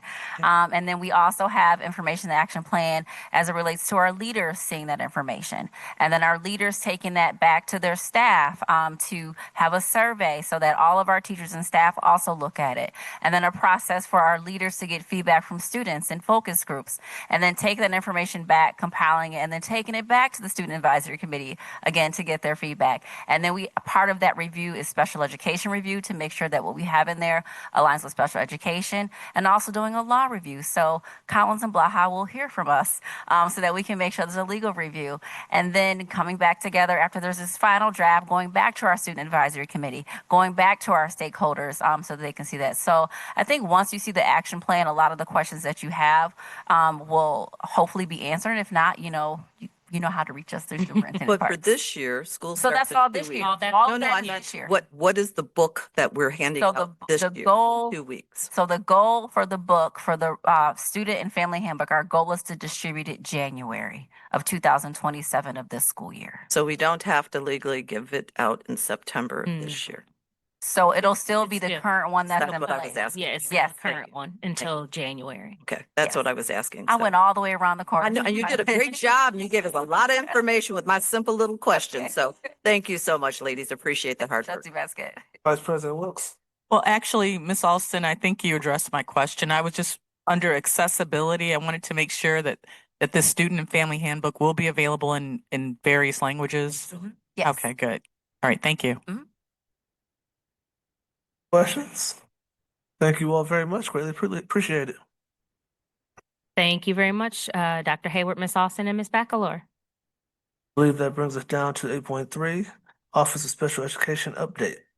Thank you, President Feaster. We have Ms. Lewis coming forward for an update. It has been quite some time, I believe, since we have provided an update to trustees in the community on the work taking place under the umbrella of our Office of Special Education Services. And so Ms. Lewis is here tonight to provide some information and updates on how under the structures that we have in place here through the Office of Special Education, the work is flowing down to our students and families and to our buildings and building leaders also. So I'll turn it over to Ms. Lewis at this time. All right. Good evening, trustees. How are you tonight? Good evening. We have a wealth of information available for you tonight, and what I will attempt to do is focus on the things that I believe are top of mind for you, and then some things I may move through a little bit quicker, but it will be there for you to read during all of that free time that I know that you have. And as Ms. Austin said, if you have questions after you've reviewed some information, please don't hesitate to let me know. So tonight, we're going to talk a little bit, as Superintendent Park said, about giving an overview of OSC, the continuum of supports and services that we offer in the district. We will talk about the students that we serve, students that have individualized education programs, as well as 504 accommodation plans. We'll talk about staffing. I know everybody wants to know about that. We will then begin to talk about some of the services, the supports that we have across the district through our least restrictive environment success team. We'll talk about some unique programming considerations for some of those very much individualized circumstances that we have. We'll talk about summer programming, compensatory services, building inclusion coaches, post-secondary transition planning, and assistive technology supports. And I'll start, yes, there you go. Our vision and our mission within our department is to work collaboratively, right? Because all of our students have unique needs. So we are working with students, with families, with teachers, with administrators to truly provide the individualized service and support that students who qualify for special education services need. The next slide just gives a brief, well, not necessarily brief, but a sweeping overview of the roles within our department. We have assistant directors, compliance coordinators, teacher consultants, district level supports, and ancillary leads. And I will talk a little bit more about those. That is a list there of each one of those. For example, I have 3 assistant directors. We have 4 compliance coordinators. We have 3 teacher consultants, as well as 1 social emotional learning, 1 district-wide social worker that supports. And then our ancillary leads, they carry full caseloads across the district, but also support each of their ancillary groups and provide some leadership in that way. Here, that next slide just gives a visual representation, and this is hot off the presses. We have 2 new team members on our team. These are not additional FTE. These are replacing individuals who either resigned or retired at the end of last school year. You can go ahead to the next slide. So as you heard me talk about, we have ancillary discipline leads, and each of these leads provides, again, service and support, helps us, again, to review our staffing in each one of these areas, to help plan training for each of these ancillary groups as well. Next slide. The other information that I want to share is our building administrators. They are the primary points of contact for special education programs and services for the students that are in their buildings. So the building leader is the first point of contact for staff, for families, if there are questions, if there are concerns. And later on in the presentation, we will review what I call the OSC path to resolution. But this just gives a general overview of all the things that building leaders are responsible for as the special education leaders for their buildings. Now we're getting to the good stuff, staffing. When we are staffing, we take many things into consideration when we're staffing. One of the things that we must take into consideration is the Michigan Administrative Rules for Special Education. And within that, that gives us very clear guidelines for teachers in terms of what caseloads are allowable, and for some ancillary staff, specifically for speech and language pathologists. Other ancillary groups, it is not as clearly defined what those caseload limits are. But we also take the approach that we don't necessarily staff fully to the limit, especially at the beginning of a school year, because we know that throughout the year, students will be added to caseloads. So we give some room for growth within caseloads. And we also take into consideration the intensity that each of those individuals, of the students that they are serving. So if a speech provider, for example, is serving and supporting a categorical classroom, their caseload might be lower than a speech pathologist that does not have any students that are in a categorical classroom, just because there's a bit more intensity provided and needed for the students in the categorical classroom. There are, for some, the program classrooms within the Michigan Administrative Rules define that each program must have a certain number of teaching assistants in those programs.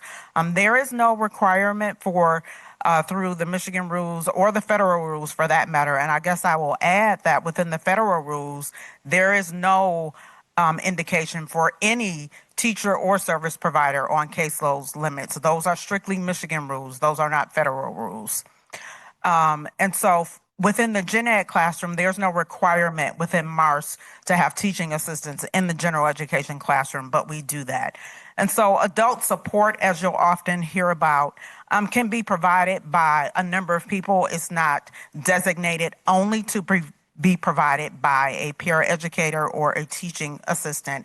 And sometimes, as you all have heard much about, we use registered behavior technicians and board certified behavior analysts to support with students who have some very unique behavior concerns that are not necessarily appropriate for the school environment. And we are working with those students to change those behaviors within the school environment. Next slide. So this gives just a broad overview so that you can see for each type of program or ancillary provider what the caseload limits are. I will say that the only area where we have a waiver from the Michigan Department of Education in terms of caseload size limit is for our autism program teachers. And as you know, there is a shortage and has been a shortage for teachers with autism for years. And so we, in line with Washtenaw County Intermediate School District, have a waiver to have 8 students in our ASD programs instead of just the 5. Next slide. This just tells, approximately how many staff we have, FTE allocated for each row across the district. Next slide. This tells how many teachers we have allocated across the district. Next slide. And this slide explains what the requirements are for paraeducators for each program across the district. And I will add that most of our programs have beyond what the minimum requirements are. Next slide.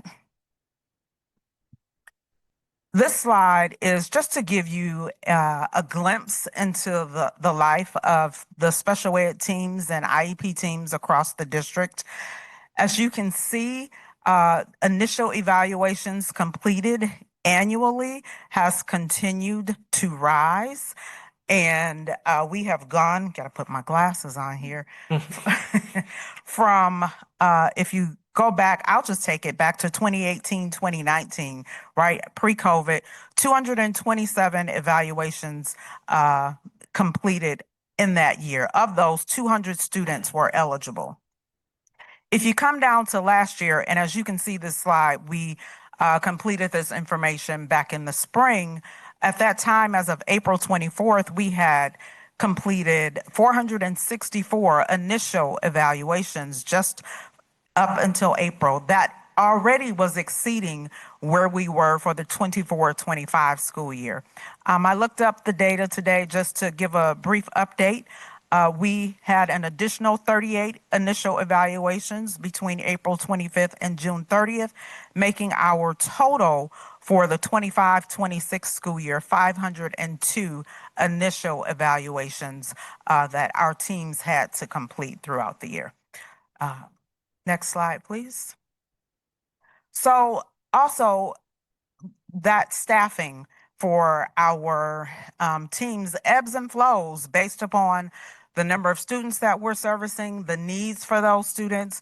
So for example, for last year, we increased our social work FTE because we had more students that had those needs. We also increased our elementary or our resource program FTE last year because in prior years, we had a waiver for elementary caseloads up to 23 students. We are no longer operating under that waiver for a resource program.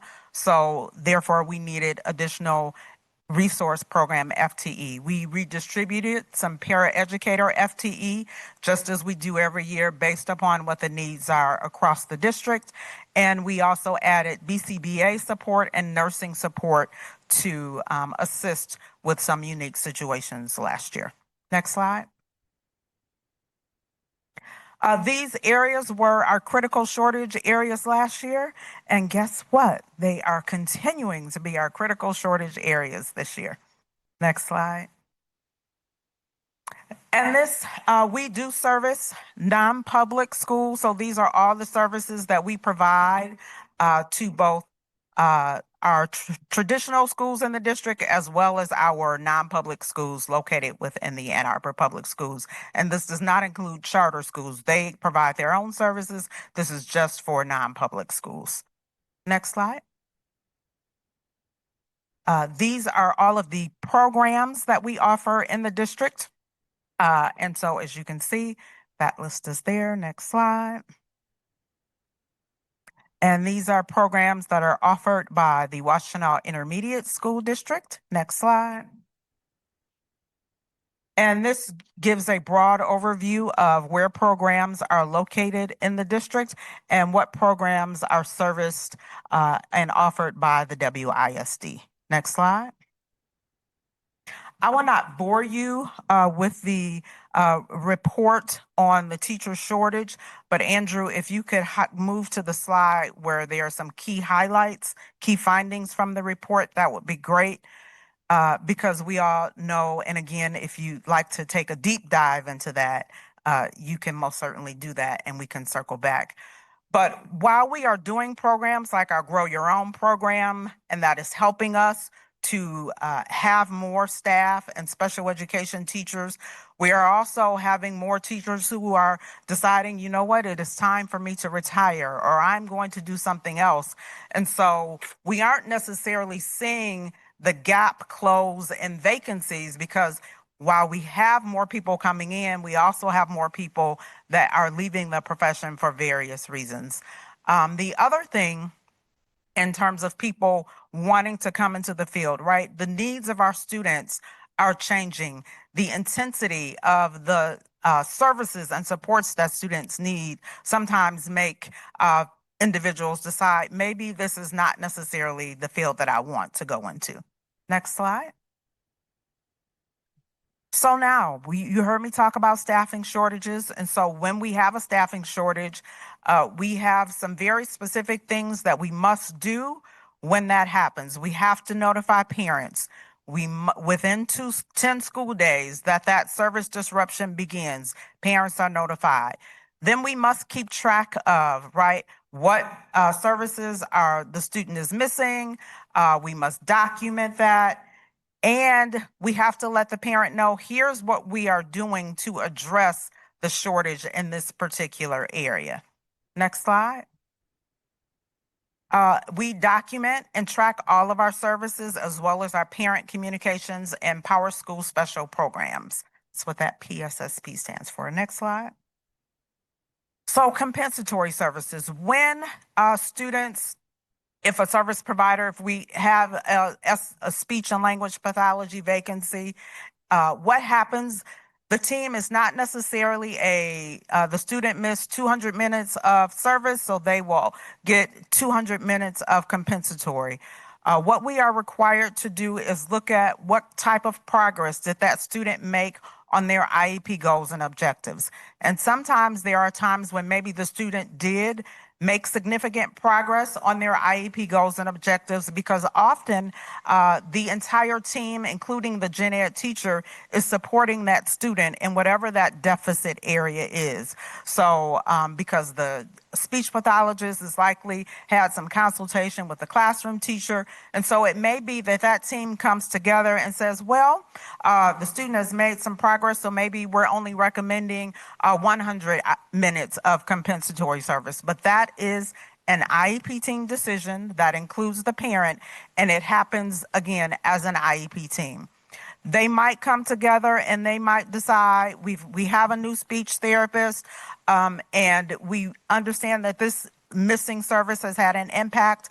And maybe before, Little Concetta only had a speech service once a week, and the IEP team may decide we're going to do a new IEP, and now she might have speech services 2 times a week instead of just the once a week to compensate for the missed service that she has had.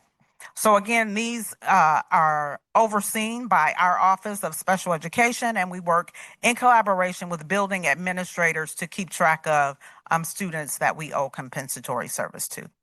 Next slide. And we provide that service in a number of ways. It might be virtual, it might be after school. Sometimes we even offer summer programming or supports. Next slide.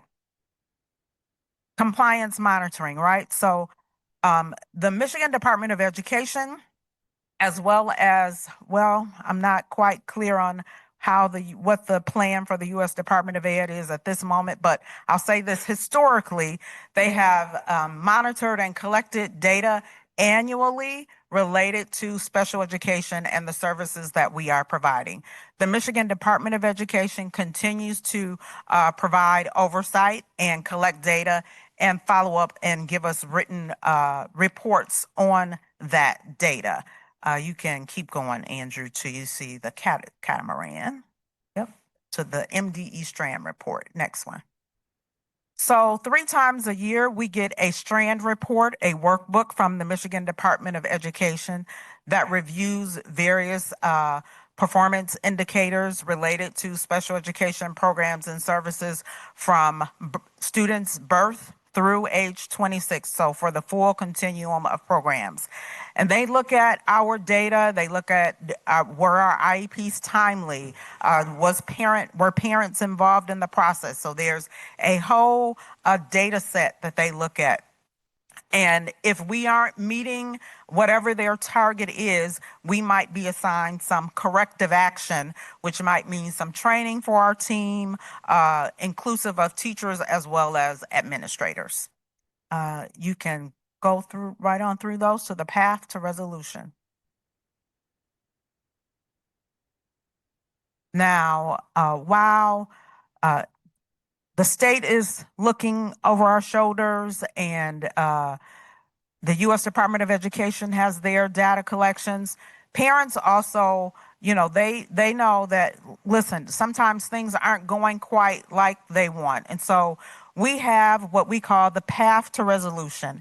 And we always want parents to know that their first point should be their child's classroom teacher, or their child's service provider, their case manager, or their 504 coordinator at the secondary level. And if they haven't gotten the support that they need there, then they can go and talk with their building leader. If they still was like no resolution, then they're going to come and talk to their assistant director. Then if they still don't have resolution, they're going to come and talk to me. Now, if they come and talk to me and they don't get some resolution, something is going on, because I really do. We partner with families, right? And we get to this point and we are there to work together. And what I tell my team is that I'm not upset when parents get upset because what I know is that's their baby and they are wanting the best thing that they can get for their child. And so I look at that and say, how can I help you? What can we do? How can we come together to get whatever it is that this student needs? And if for some reason I'm not doing it for them, they are welcome to reach out to the appropriate level director on cabinet or Miss Linden. And then if they've gone through all of this, then you might get an email in your inbox. You might. Or, right, we give them their procedural safeguards and they know that they have a right to file a state complaint. Next slide. 504 accommodations. So section 504 is an accommodations plan and it is for students that might have a physical or mental impairment that substantially limits a major life activity. And they can either have a documented record or be regarded as having a record of that. And I just want to share some data with you around 504s in our district. So again, this was as of April 7th.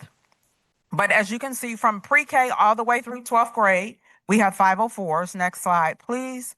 And every building, no building is without. I'm like Oprah. You get a 504. You get a 504. Okay. Special education programs. There are 13 eligibility categories within the state of Michigan. And then I just want to share some data with you around that as well. So this was the distribution of IEPs in the district on April 7th, 2026. Again, across all grade levels. And this is also a fluid number because my philosophy is that the majority of students who have IEPs are eligible under categories that once we have provided them the service and support, we believe that within 3 to 4 years, they should no longer be eligible for services. So for example, if we have a student who's receiving speech and language service in first grade, it is my hope that we have done the things that we can do. And by the time that student gets to sixth grade, they no longer meet the criteria for eligibility with speech and language services. And as you can see, at that time, we had 2,300 total IEPs for the year. Yep, next slide. This slide gives some data, and this data came from MI School Data, the student enrollment report. And I just wanted to show the trend of what is happening and the complexity of students with IEPs in our district. So as you can see, we had 1,800 students with IEPs in our district, and our overall enrollment, students without IEPs was 15,434. 10 years approximately later, our overall enrollment has decreased down to 14,679, but our special education enrollment has increased. So while our overall enrollment has dipped a little bit, our special ed eligibility identification rate has increased a little bit. Next slide, please. So previously, when teachers may have had 2 to 3 students with an IEP in a classroom of 25, next slide, please. Teachers now will have 3, and if you think about the number of students with 504s in our district, and just between last year and the 24-25 and 25-26 school year, we went from about 750 504 plans to 1,200 504 plans across our district. So now approximately 20% of the students in any teacher's class within our district has a student that has some sort of unique learning need or might require some sort of accommodation or specialized support in their classroom. And I know that that is something that is where we have to help our teachers, because this is the space that we are in. Students are coming, students are here, and sometimes those students are having more complex needs than they have had in the past. Next slide. Just a brief, quick difference between 504 and IEP. One thing is a 504 plan is an accommodations plan, It is not specialized instruction such as IEPs. And whereas with an IEP, there's very specific criteria for each of those eligibility categories. Eligibility for a 504 is a bit more gray. Next slide.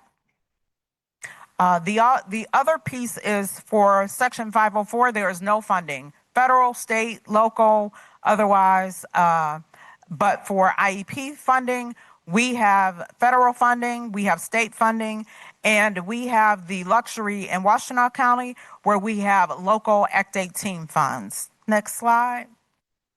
And that for the 24-25 school year afforded us approximately a $38 million reimbursement that would have otherwise had to come from our general fund. And so you can see the impact of special education program funding on the general fund is minimal, about $4.6 million.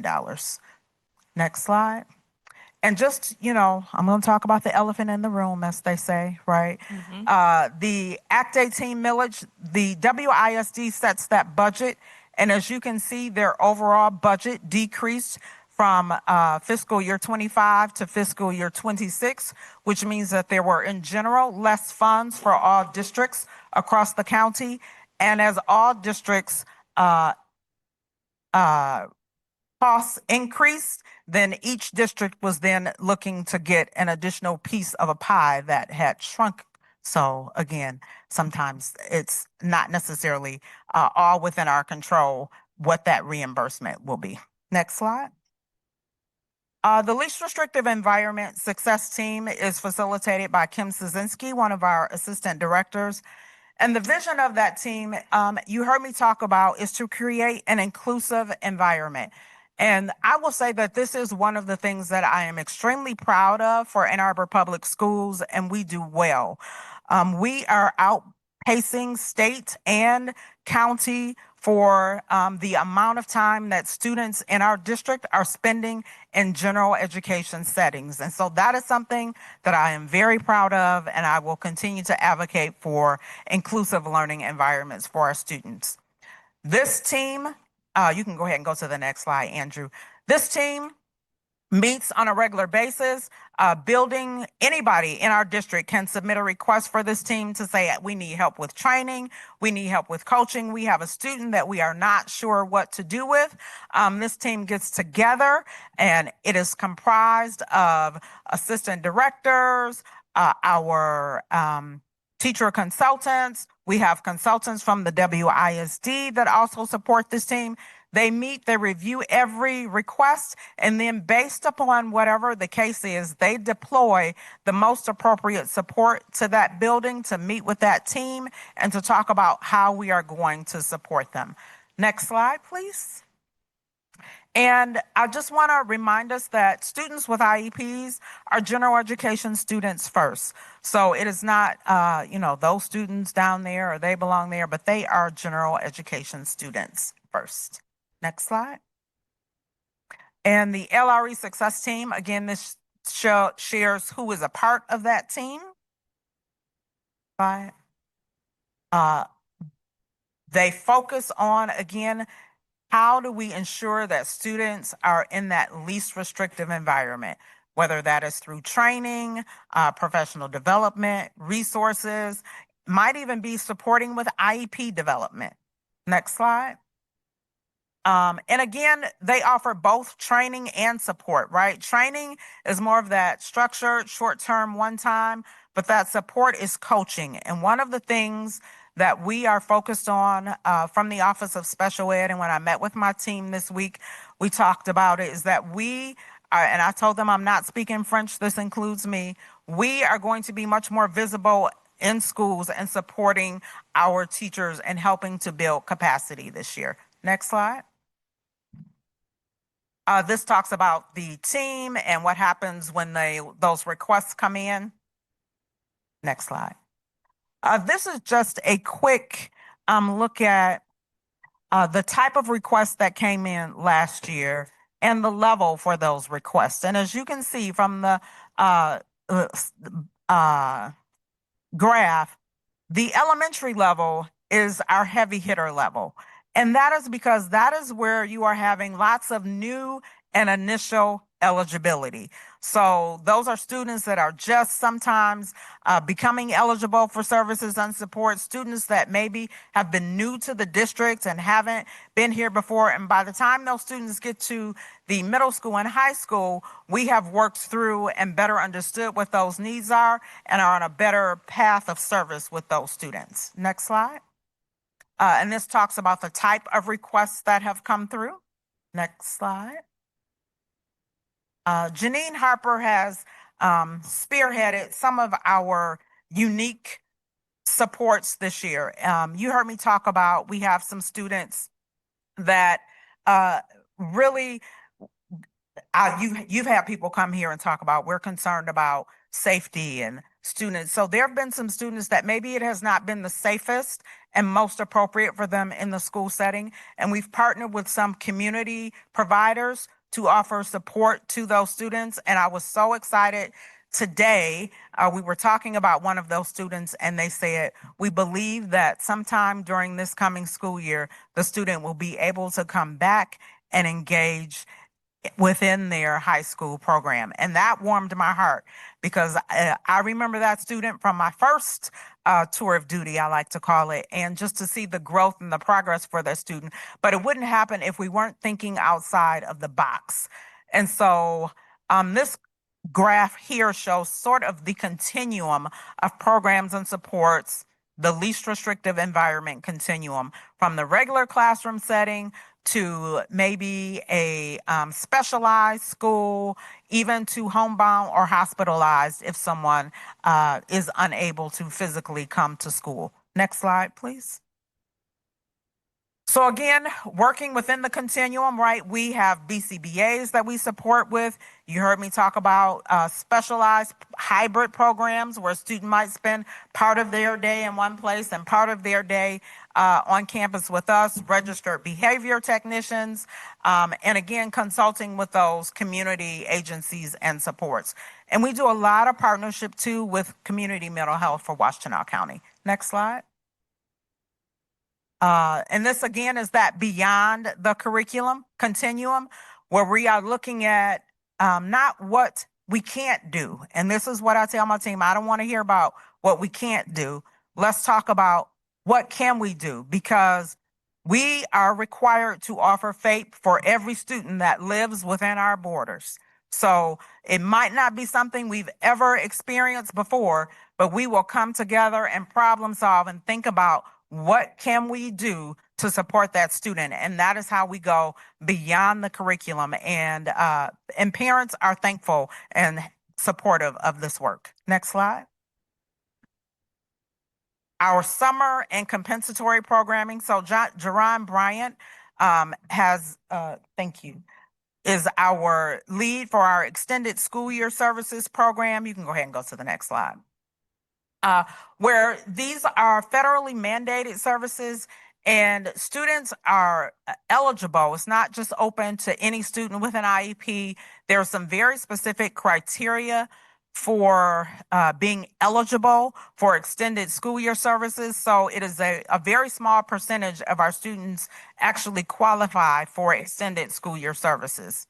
And that's based on the regression and recoupment, what happens between breaks, right? Are they losing everything that they've learned and it's taking a very long time for them to learn that information back? Maybe it's the nature and severity of their disability, or are they at some critical stage of learning that if they don't continue that learning, it is going to be a challenge for them. So we continue to offer ESY services, and we've even, he has a proposal that he is preparing to share with me this week for, he calls it those gap students, right? Because some students, maybe our traditional summer school programming at the junior ed level might not be appropriate, but ESY isn't appropriate either. And we've got a middle group of students. So we're now working to see what can we do and how we can support those students who don't necessarily, where neither of those programs is appropriate. And we've talked about compensatory services.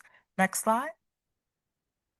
Our Summer Bridge program. So this program is a program where there may be some students whose families have opted not to send students to school for kindergarten and or first grade, sometimes even second grade, and they've had the students in BCBA, ABA, Applied Behavior Analysis Therapy, and they go to ABA therapy every day as if they were going to school. But those students have not had an opportunity to acclimate and prepare themselves for the school setting. So each summer, for the last summer and this summer, we have operated a summer bridge program to help prepare those students so that when they come and present at elementary school, they are ready for the elementary learning environment. Next slide. Inclusionary practices. You heard me talk about, I'm super excited about the amount of students that we have within our district who are receiving their instruction in general education. And we will continue to work to advance increased collaborative practices within our district. Many schools, I know Scarlett is still very much on course and on track with that in-class service model, but there are multiple co-teaching models available, and we continue to support the work of those. Next slide. Building inclusion coaches.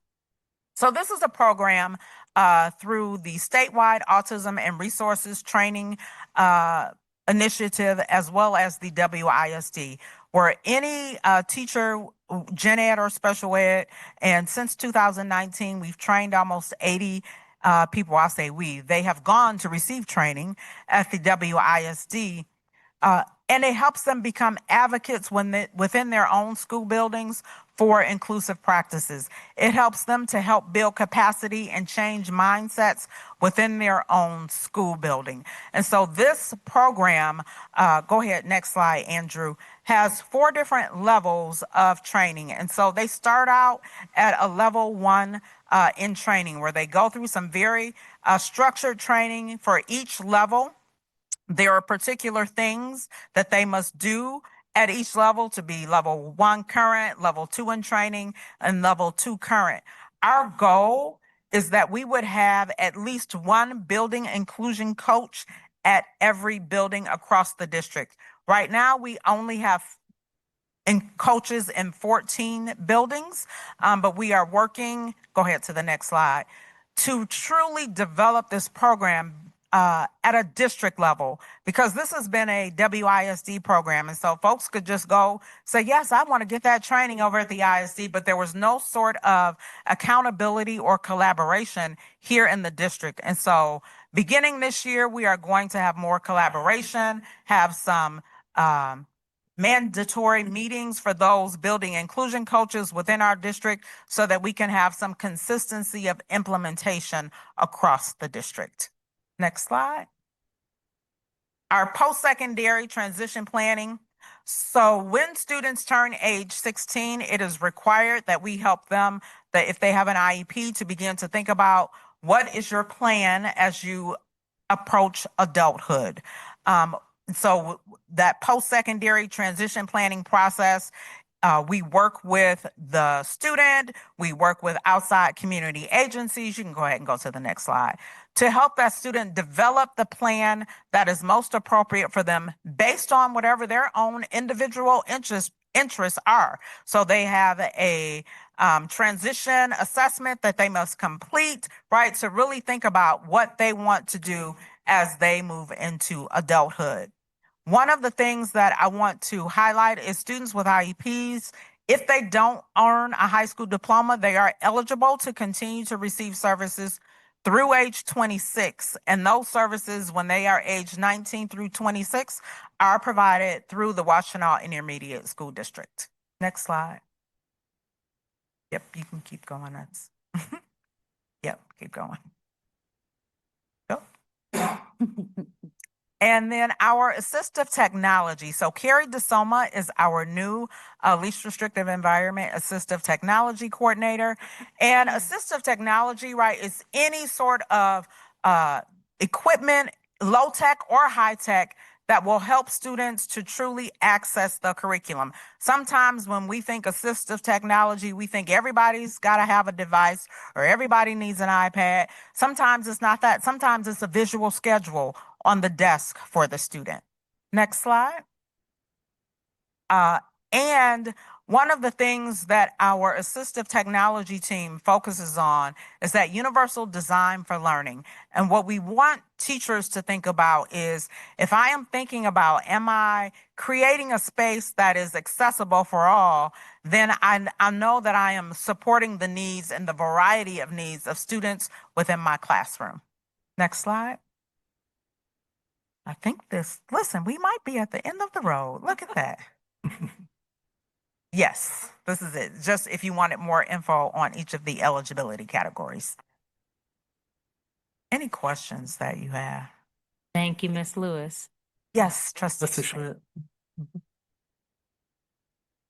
Well, having worked under you for my last year before I retired, and you were leaving at the same time that I was to go to another district, I don't know if this district realizes what a gift you are and how knowledgeable. I have worked my whole career under many, many directors, and there's a reason you got some state award through the Children for Exceptional Children. I don't know what the award was, but I think, I'm not sure, maybe from this report, people understand there are just so many facets to this field. And there are children that can't speak, and there are children that you wouldn't even know they have an IEP or 504. They maybe have a lisp when they speak. And it's just this is really an excellent, and I hope everybody takes the time to actually dig into this report, because, you went fast, but it's still a lot, right? Yeah. I just have a few things I just want to, I don't know, question or just clarify.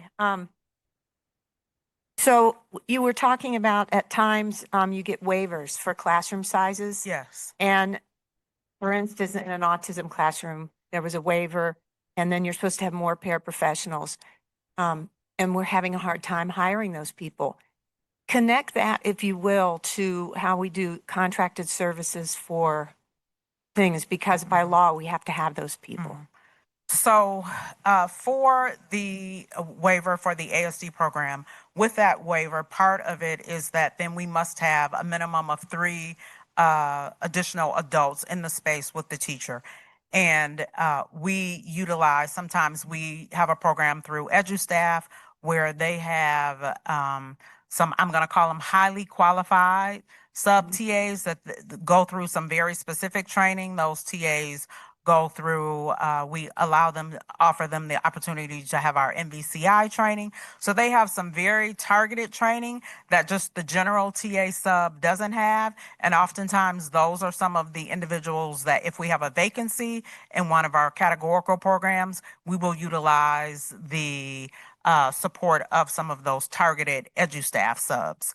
In some instances, we may have used some of those registered behavior technicians for students that might be on the autism spectrum and have some behaviors that we are working to realign for the school setting. And that may be a case where we have used registered behavior technicians. I meant to say this, and I will add, we have had our posting up for RBTs. We have not had qualified candidates for that. And I was, as I told you all in your free time, in my free time, I was thinking, wouldn't it be wonderful if we could offer there to be an RBT? It's 40 hours of training, and then you have to pass a certification exam. I was like, wouldn't it be wonderful if we could offer that training for any of our teaching assistants that wanted to earn that training and do that for free? And don't you know, the next day, miracles do happen. Jessica Luck came to me and said, we have an opportunity where we can partner with the Michigan Administrators of Special Ed and the MDE, and we can offer this to every paraeducator in our district who would like to take that training to be an RBT. They will have the opportunity to do that. And so I am super excited about that. That's great. On slide 15, you had showed the increase in evaluations. Yes. Is that a function of, we just have a lot, post-pandemic, we've had a real change, I believe. in behaviors? Is it because parents are educated more and they know that they can ask for an evaluation? What do you think has spurred that increase? I think it's all the things, honestly. The more you find out about it, right? You think about cell phones, right? Nobody, when they first came out, nobody had a cell phone. Now everybody, right? Some of us have two. So I think the more that people know, and the longer something is out there, the more people are going to ask for that, the more educated that folks are. So, which is not a bad thing. It's a Yeah. good thing. But again, it is causing our numbers to increase. And then the non-public schools, Yes. like we don't have enough resources to take care of everything we need to do. How is it we get funded when we give services to children that are going to non-public schools? So their funding is the same. So we are reimbursed at the same rates for the non-public schools as we are for our schools. Okay, So their costs are reimbursable just like ours. So we're not picking that up. I mean, a teeny tiny bit, Okay. yes, but not an extraordinary amount. Hold on, guys, just hang with me for a minute here. Talked about. Okay, so we know Public Act 146, 147 passed, dealing with dyslexia, literacy, structured literacy, all those things. The least restrictive environment, the moving special ed teachers into the classroom, inclusion, I get all that.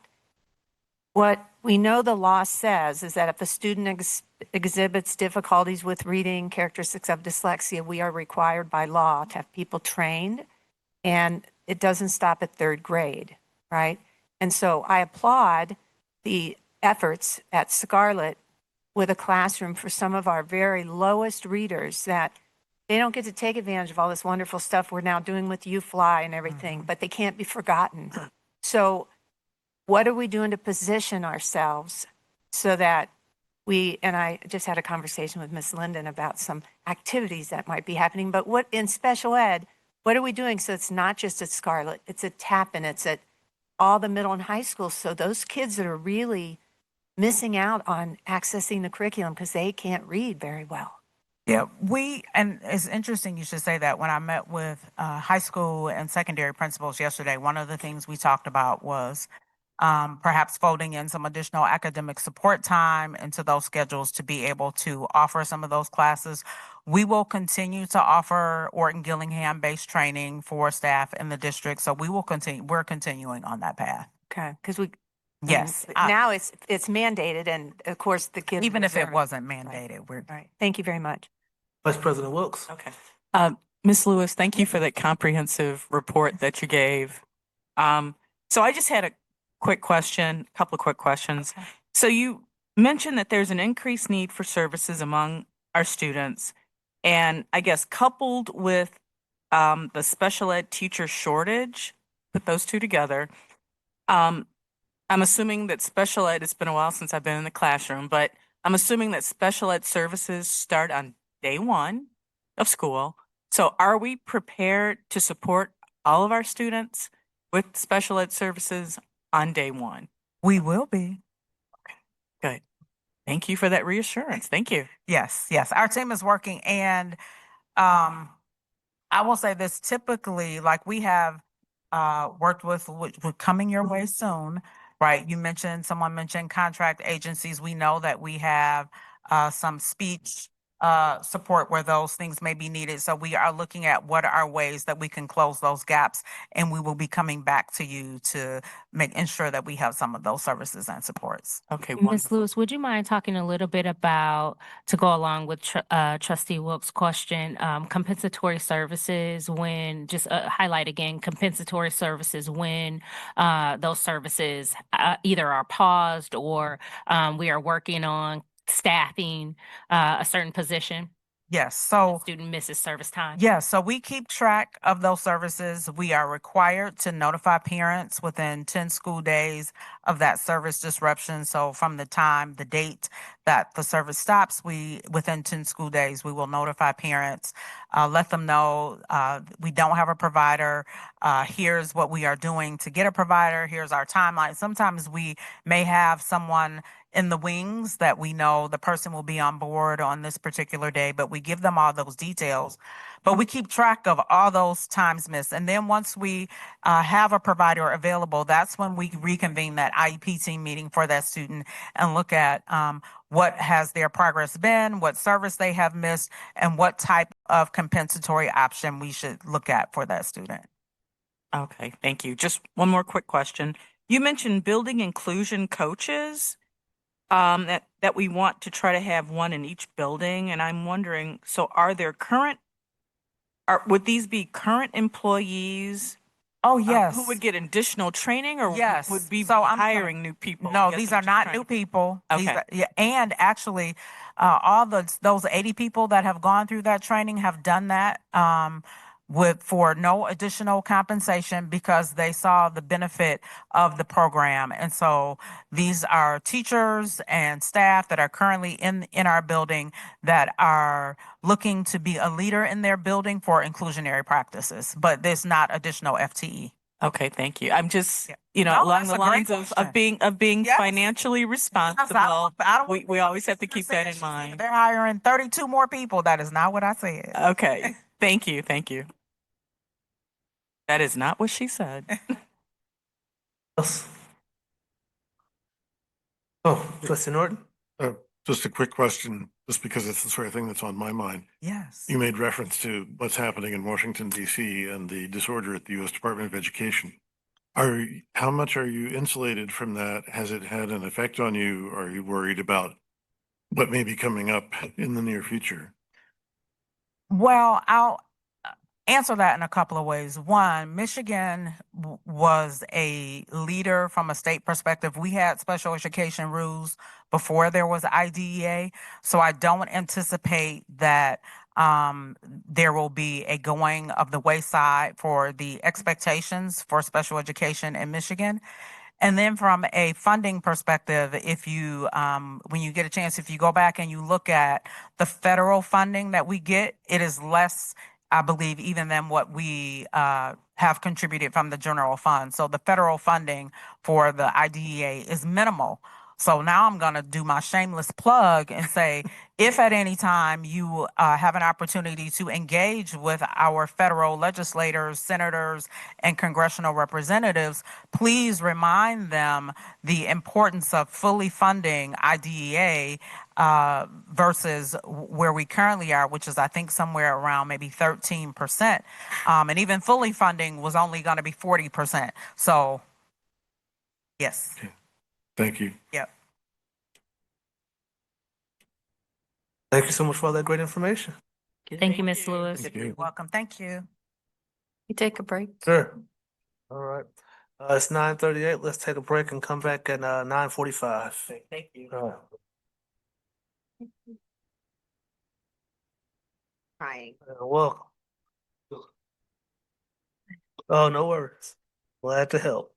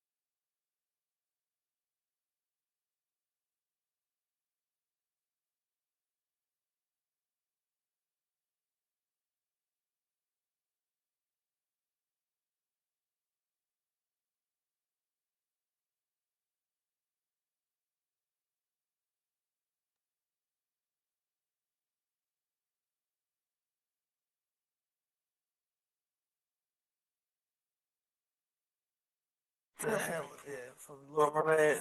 Yeah.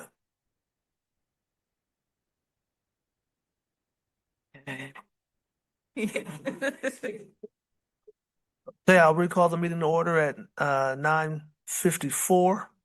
I believe we're down at number 9, first briefings, and it looks like we're at 9.1, Policy Series 2000, Administrative Sunset Review.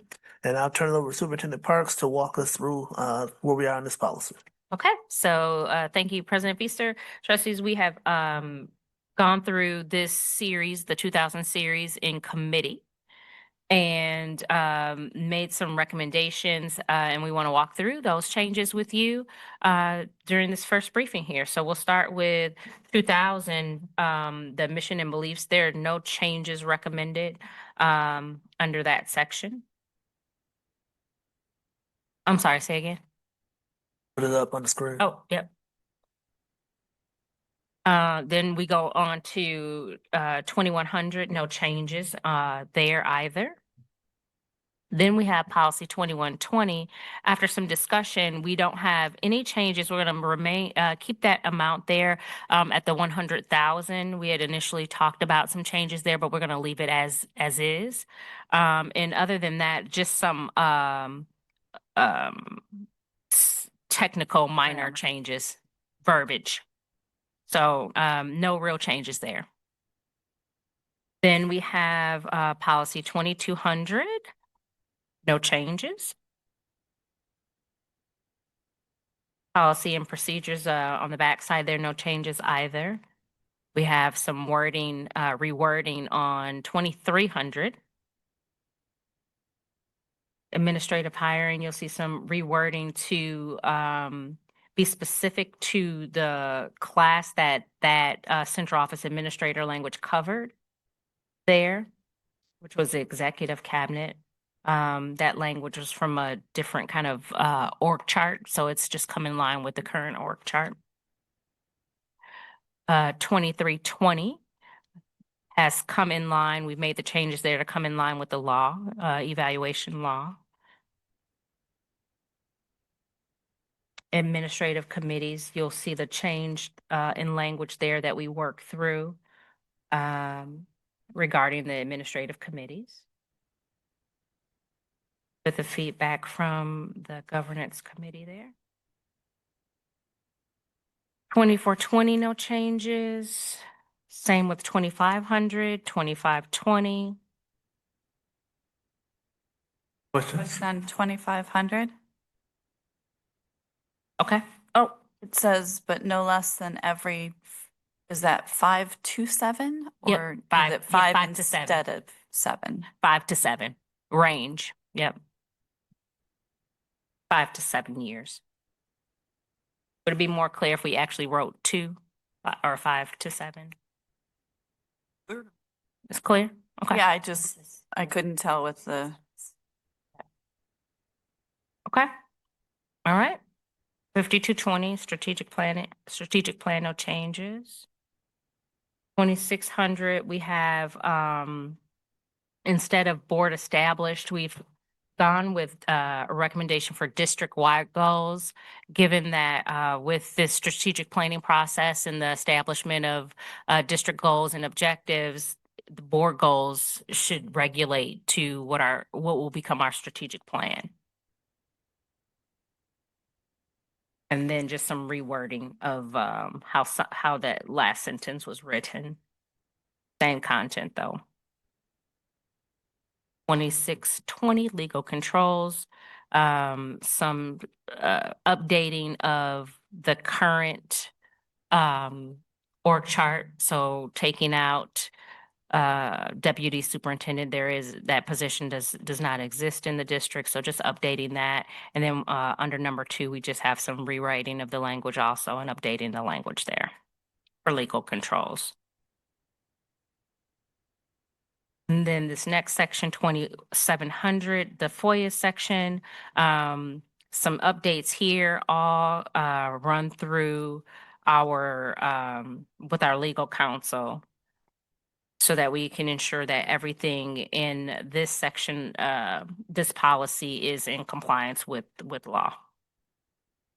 I have a comment on Wilkins. That one. Okay, the top of page 19. I think we might not want to strike the word coordinator. Yep, you're correct. Thank you. Pitch. Good catch. Yep, thank you. Do we have a FOIA coordinator? We do. Yes. We do. That- It's not the individual's only job, but it takes up a lot of that individual's time. Okay. Yeah. Okay. And then we have no changes recommended to the policy 2800, which is the therapy animals policy. I'm sorry. Go ahead. President, I just had a question on the FOIA, the next page, page 20. Page 20. I was really confused under request processing, section 2. It was really confusing what that meant, like whose failure to respond and anyway, I was unclear about the intention of that section. Because it makes it sound like, well, we have to respond to, a written request right away, except if we don't, then then it means that we're denying it and stuff. I was a little confused. Mr. Comsa, can you provide some clarity there?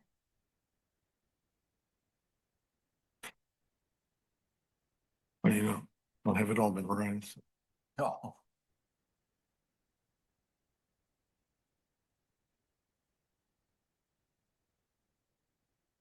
The failure to respond is willful and intentional. Yeah, failure to respond, we have, without reading that, the FOIA says that you have to respond to a request for information within 10 days. Doesn't mean that you have to provide the information. It just means that you have to respond to it. So if we, because it gives you time to coordinate, to file objections. So and you get an automatic 10-day extension as well. Oftentimes, requesters think that because the statute says that you have to respond, the response could be, yes, I've got your FOIA. It doesn't mean that the requested information you wanted, here it is within 10 days. So that's, I just wanted to clarify that. Failure to respond constitutes the district's final determination to deny the request if either applies.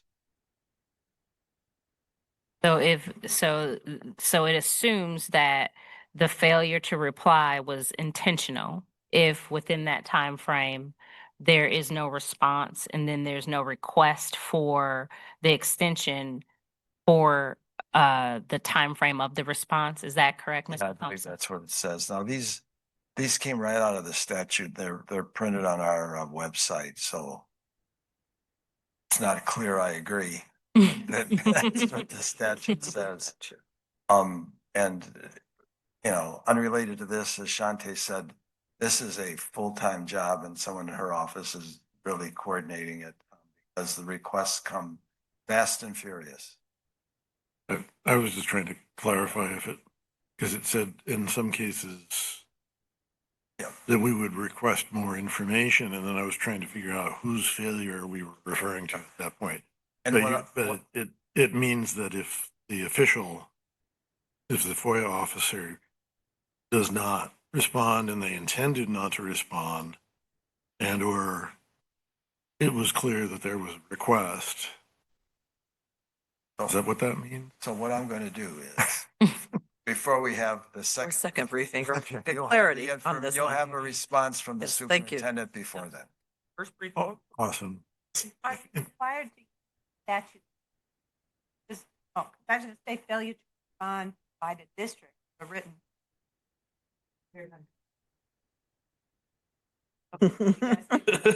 Not worth it. So again, this is only first read. Correct. Thank you. Any other details or feedback? So give her a second. Okay.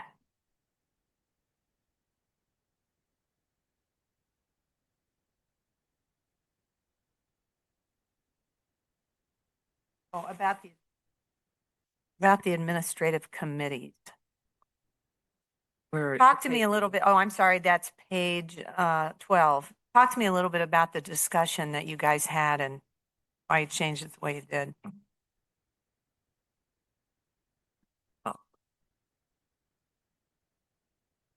This was just making a distinction between committees of the board and committees on the operation side. Making some distinctions between that.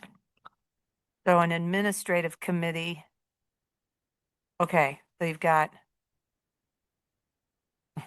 The they committee we were defined? talking about this evening, like the Student Support Advisory Committee, right, is an administrative committee. It's not a committee of the board.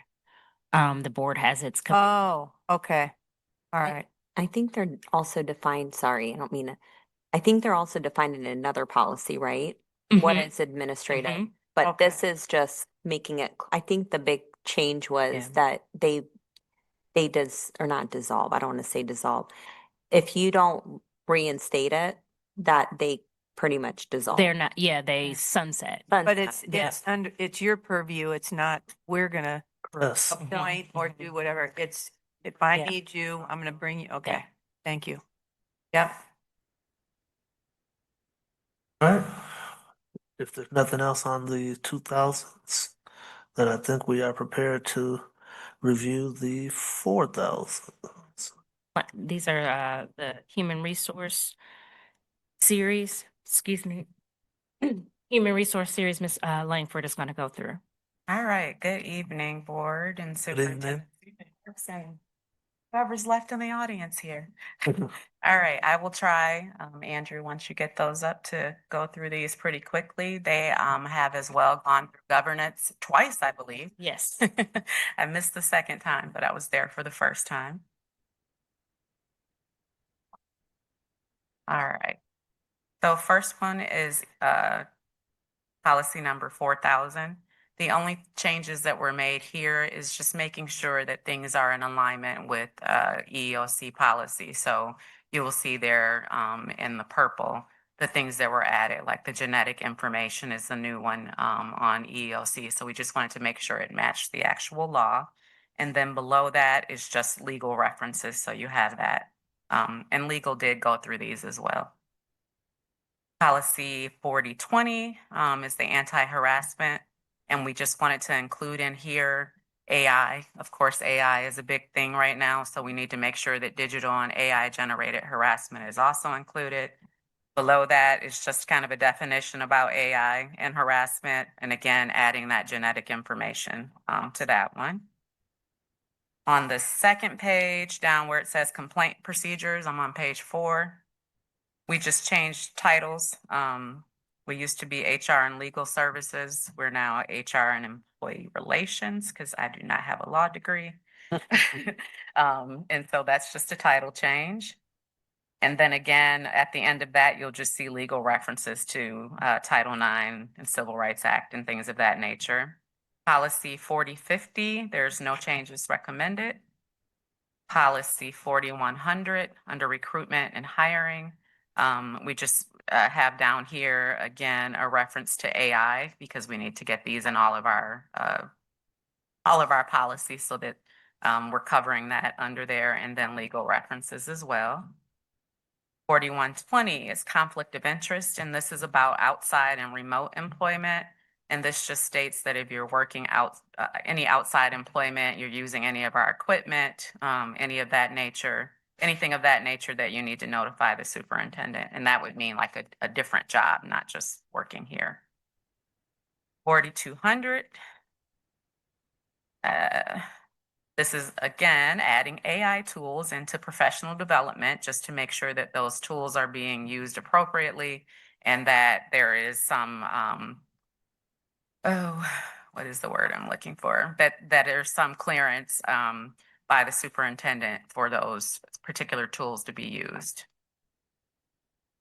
Policy 4300, there's no changes recommended. Policy 4400 is just a change from his and her there. We caught it in most of our other policies, but somehow missed it in that one. Policy 4450, again, just changing the department from human resources to employee relations and employee relations.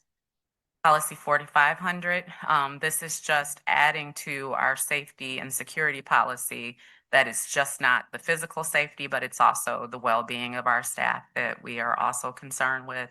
And we also added our behavioral threat assessment guidelines here as well, so that was included in the policy.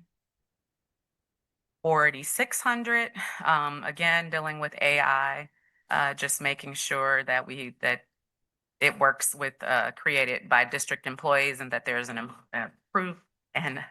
improvement process to make sure that the equipment that is being used, that people know if it's being used on our district property, that we also own that. So anything that you do on AI there. 4700, no changes recommended. 4800 is teacher placement. I know all of you recall the prohibited subjects went away, and we now have an MOA on teacher placement. So we're recommending this policy for retirement. Policy 4810, there's no recommended changes. Policy 4820, teacher discipline, demotion, and dismissal. Again, recommending this one for retirement, as we have MOAs with our unions now on this one. Same for layoff and recall, which is 4830. And I think that's everything. Thank you so much. Questions, any trustees? Trustee Wilkins? I just had a suggestion. Well, I have a question first. Okay. Genetic Information? information. Can we explain that? Yes. I actually looked it up a long time ago when it went into law. So genetic information is using someone's, so say your mom has some disease and you're using that genetic information to against the person who's either being hired or whatever you're doing. But that's what genetic information is. So it's using your family's history to discriminate against the person. Right. Who would have thought? And I had a suggestion on page 10. Okay. The word stakeholder is in there. And one of many things I took away from the MASB conference that I attended this weekend was that it's practice now to remove the word stakeholder, as it can be an uncomfortable or insensitive word, especially to our Indigenous communities. Okay. The input. I heard that as well, Trustee Wilkins. As a matter of fact, did you hear that from Deb Macon? Was that in her? Yeah. Yep. I'll have Yeah, that was news to me, but enlightening. So would you say constituents? What would you put in that Constituents place? is fine. Community members. I'll have to have you all explain to me what the logic behind that later. It connotes the colonialism and the ownership of property, and stakeholders weren't always historically rightful Oh, stakeholders to that Okay. property. Okay. So they something got new every that day. name through maybe nefarious ways. Fair enough. Learn something So new it's every day. just more sensitive language. Okay. Should be Thank you. used. Yeah, thank you for that edit. Constituents or community. Good question. No trustees? Right. Thank you so much. Appreciate it. Again, this is first briefing. Yeah. Yes, ma'am. All right, that brings us down to second briefing, number 10, and it's 10.1, new policy 5900, student personal electronic device, cell phones. And I'll turn it over to Superintendent Parks and her team and find out if there were any changes. No changes to this policy. There were a couple of questions after first briefing around some of the implementation of potential implementation of the policy and what it would look like for students to put their phones in lockers. And when we went back and spoke with our school teams, in particular at high school, what we found is that there is very little use of student lockers at that level. And so they did not think that that would necessarily be something that would be realistic for students to do on a daily basis, putting their cell phones in their lockers for the duration of the day. And so we did follow up on that question that was asked the last first briefing. But there have been no changes since first briefing. Okay. Any other questions? So I'm trying to decide where to have this conversation, if it's now or if it's, I think later is probably best. well, I don't know about that. So, Thought you were asking, sorry. no, I'm processing, yeah, processing. So I'm trying to get a handle on, and Trustee Mohammed brought it up at the last meeting. I'm trying to get a handle on where we really heard the voice of the people that are going to implement this. Because this is we know administrators are part of it, but it's the way this is presented, 6 times a day or however many periods your school has in the secondary level, you've got to separate a child from their phone. They got the caddies, they got the, and I don't feel secure. I want to know more about what hard data that you have to show me where teachers feel about this. Because when I'm digging around the state and I'm seeing the MEA surveys are showing 83% of educators want bell to bell. I'm seeing U of M study and they're looking at urban districts, 76% in Michigan are doing bell to bell. I'm just like, because they've got to buy in.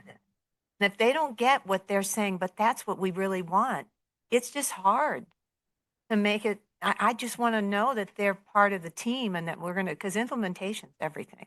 For sure. I see Dr. Hayward coming to the Yeah, podium, but so I'll turn it over to her in me with a this. moment. But from first briefing, if trustees recall, we shared that high schools, specific to high schools, Yeah. there was survey. There were surveys administered to the school staffs, and so the results of those surveys have been reviewed both here at the central office level, as well as by the building level. And we are able to look through some of that information provided by the survey, which I believe is probably why Dr. Hayward is coming to the podium to share some of that information. Additionally, I think it was President Feaster maybe who talked about his engagement with the teachers union leadership about the sentiments of teachers in general also. But Dr. Hayward, what specifics would you offer regarding the input from staff? Thank you. And so thank you for your question. What we shared previously is that we did not give a uniform survey to principals to take back to their school staff. We asked them to engage their staff. All of the high school principals, all 3 comprehensive high school principals, I should say, did send out a survey. And so I do have those results. But again, they asked their own questions about current policy that we currently have around current practices that we currently have around cell phones. And I can share that so that you can share with the trustees. Just in looking at that information, there were some outliers, but most of the responses were that we do not see as many issues as we used to see. And I'm paraphrasing. So, and I appreciate that. I have to, so as far as the conversation with the president of the union back in February, whenever it was, because that doesn't hold water with me, because it's like, why doesn't it? Because the union has not done a survey. They have, where is that coming from? Is it, oh, well, nobody's come and complained to me? Well, they're kind of busy complaining about the contract. That's where their heads are at right now, which I understand. And so I don't have any evidence from them to educate me about what teachers want. If you only give a survey that says, what we're doing, how's it going? As opposed to, these are some options we could do, how do you even know? So I'm struggling with this because to me, there's just, those are the people that have to implement this. I mean, we know that's where it's going to land. And to piggyback off of, go ahead, Dr. I Hager. was just gonna say, I agree, but it's also gonna land on every staff in the building. Oh, I get it. Everything Yeah, we of put in course. place is gonna be the responsibility of paraprofessionals, community assistants, administrators, and teachers. No matter the policy that you all agree to, every staff is going to make sure that they Oh. work to uphold the expectations. I get that. So that's, yeah, I just think that's missing information I saw two. I saw Trustee Muhammad and I saw Trustee Basket. I was going to add too, for the elementary perspective, although there wasn't a qualitative survey that was conducted that shows the data that you're looking for, Trustee Smith, it is an overwhelming response once our principal leaders went back to their teaching staff that they wanted students to have their cell phone devices or technology devices the whole entire day. Have them. Away. Put away. Put away. Sorry. Sorry. What time is it? 10:20. They wanted them put away the entire day. Yeah, I got that. But I, and I hate to use examples anecdotally because it's this teacher, that teacher. I haven't interviewed all these teachers, but Well, don't use anecdotal evidence then. well, I will. Had to give an example. You just said you wanted to avoid it, so. I'm just, yeah. When I have talked to some high school teachers, and their thing was, well, I didn't even know we could do bell to bell, or I don't want to do those caddies, or, and I'm thinking, at the elementary and middle, we didn't ask for something what we're saying we want to do at the high school. Did we say to the middle school teachers, are you okay with if we just do instructional time only? Probably not, because it's like, that's not a good idea. So, yeah, Rima, go ahead. I'm sorry. Trustee Basket, please. ahead, Trustee and then- Muhammad. Go okay. ahead. So, I hear you, Trustee Schmidt. I mean, I would have loved to have more data. And, I know I've talked to Superintendent Parks about this. Objective, we can't take back time, objective, quantitative, ask all our stakeholders. We've heard from. You don't say stakeholders anymore. Oh my correct? God. Sorry. Sorry, I will change that. Our constituents, it includes like parents. I know we've heard some parents speak about it. I know we've heard from the student voices today. I would love to see more from the teachers because they are going to be the most impacted, but we can't, where I'm struggling, but at the same time, we do have to have a policy by the beginning of the year. So I think it's important that whatever policy that we put in, and I feel like this policy, especially hearing from our students or parents, feel like it's a balance for now, but I do want to make sure that we have follow-up, not in like maybe even as soon as midpoint to see, are we seeing what disciplinary data do we have? Like, are we seeing increase in disciplinary? Asking feedback from our teachers through some kind of survey where it's like what's working, what's not, but more specific questions. But I would be okay with supporting this, but I think it's important like to have a midpoint or something, midpoint and then a end of the year to reevaluate, and then having whatever board is next year, reevaluate and then make changes if needed. And, one of the things that, to your point, that we talked about during first briefing was that, we are very much so aware that this is a starting point. I mean, we at any point can tweak any policy that you all decide upon. And in order to be able to do that with the type of information that we need to adjust a policy to become more effective, it certainly requires the type of tracking that you're referencing. And so we have that at top of mind. Okay. Thank you, trustee. I don't want to rehash last first briefing conversation. It's too late, and I don't think we're going to gain any more knowledge. Again, practically, we are up against a timeline to have something passed as required by law. While it would be beneficial to some to get more information for feedback from the teachers, in this current environment, I don't think we're going to get a non-biased opinion from most of them. So we have what we have. I accept the fact that some trustees are not going to be comfortable with what we have based on what we have. But I do think it's time for us to vote. I was just going to point out, we have not in the past voted on regulations. So I'm not sure if that's what the board is expected to do. But I saw that having the regulations and the supportive materials being the flyer and the posters were to inform us, but not necessarily to ask for our approval. Correct. So, I, wanted to again focus what we're supposed to do is regarding the policy itself. Correct. Thank you. Okay, thank you, President Feaster. So first of all, I just wanted to say that I'm really glad that we heard student perspective tonight. From Alexander, I see you're still here at this late hour, so thank you for hanging in there with us.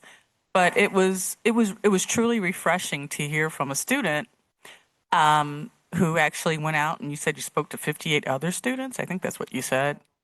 I'm just quoting what he said, trustee. Is that okay? Thank you. But again, I just want to commend you for coming out and just exercising your right to come here and have, share your perspective with us. So, and I would like to add that we have heard from more adults on this issue than the students themselves. Yes. Who will also be impacted by this. Yes, our teachers will be impacted, but so will our students. And so, so again, I appreciate hearing the student voice tonight. So, so as we, the board, consider a cell phone policy that works for all of our students, I think it's important to keep certain facts in mind. And I just want to add that, really, this whole thing has kept me up at night. I don't know if it's kept everyone else up, but I've really been thinking about this and really just trying to weigh pros and cons and whatnot. But data show that children of color tend to get the short end of the stick when it comes to school policies. So just look at the disparities in our school discipline data that was presented tonight. Studies have shown that bias, whether implicit or explicit, comes into play when you have zero tolerance policies. Okay, in essence, a full day cell phone ban, in my opinion, is a zero tolerance policy. Zero tolerance policies have been shown to be punitive, which is something else we've talked about tonight, versus restorative. Zero tolerance policies leave very little room for providing our students with guidance or an opportunity for teachable moments. Again, let's aim for instructive versus punitive, and I would like for us to prioritize equity. Cell phones are not bad. They're a tool. And our students aren't bad either. The students that are using them are not bad. It's unfortunate, but I believe as a public school district, along with other school districts, we've actually missed an opportunity early on when cell phones were first introduced to our students. We missed an opportunity to teach students how to use these tools. I mean, the phones are helpful. They can be a useful tool in the classroom. So again, we missed an opportunity to teach students how to use these tools in a responsible manner. Let's not punish our students now with a zero policy because we missed this opportunity. So in essence, I believe that the policy that has been drafted could actually work. Okay, I just want to reference one other thing. So an article that appeared in the August 5th New York Times has also helped shed more light on this whole issue from another perspective. The headline reads, "The U.S. relies on family caregivers. Millions of them are kids." And I repeat, the U.S. relies on family caregivers. Millions of them are kids. So I know this may sound unfathomable to a lot of us, but some of our young people in high school may be shouldering heavy caregiving responsibilities, whether that's caring for aging or disabled relatives or helping with younger siblings. Completely banning cell phones for these students could lead to deciding whether to stay in school or not. So I just think that we need to look at this whole cell phone policy issue from various perspectives, not just our own, but really try to walk in someone else's shoes, another student's shoes. Someone actually, I mean, again, students are carrying some of this burden, so I think we need to keep that in mind. And a one-size-fits-all approach is the exact opposite of equity. I believe that the draft policy that we currently have, that we're considering tonight, actually has more wiggle room in it. It has, it's not exactly a one-size-fits-all approach. So anyway, that's my spiel. And again, I believe I can support what we currently have. I agree with Trustee Mohammed that we need to revisit. And Superintendent Parks, you have made that very clear that this is not something that would be etched in stone. I think that we need to evaluate, take a look, see if it's working. If it's not working, let's come back to the table. But again, I feel some reassurance knowing that we have an opportunity to reevaluate and make some changes if we need to going forward. Let's go to Trustee Wilkins and then Trustee Norton. So Trustee Wilkes, thank you for that. I like that we're making sure to keep other perspectives in mind, and equity is supposed to be forefront of all of these decisions, or I hope it's forefront for all of these decisions. So I thank you for that. Trustee Schmidt, every high school teacher I've talked to, when I've said bell to bell or just during instructional time, say bell to bell, because it's so much work to police the phones, and they wouldn't have to police the phones. Superintendent Parks, I'd like to push back a little bit on the use of the lockers.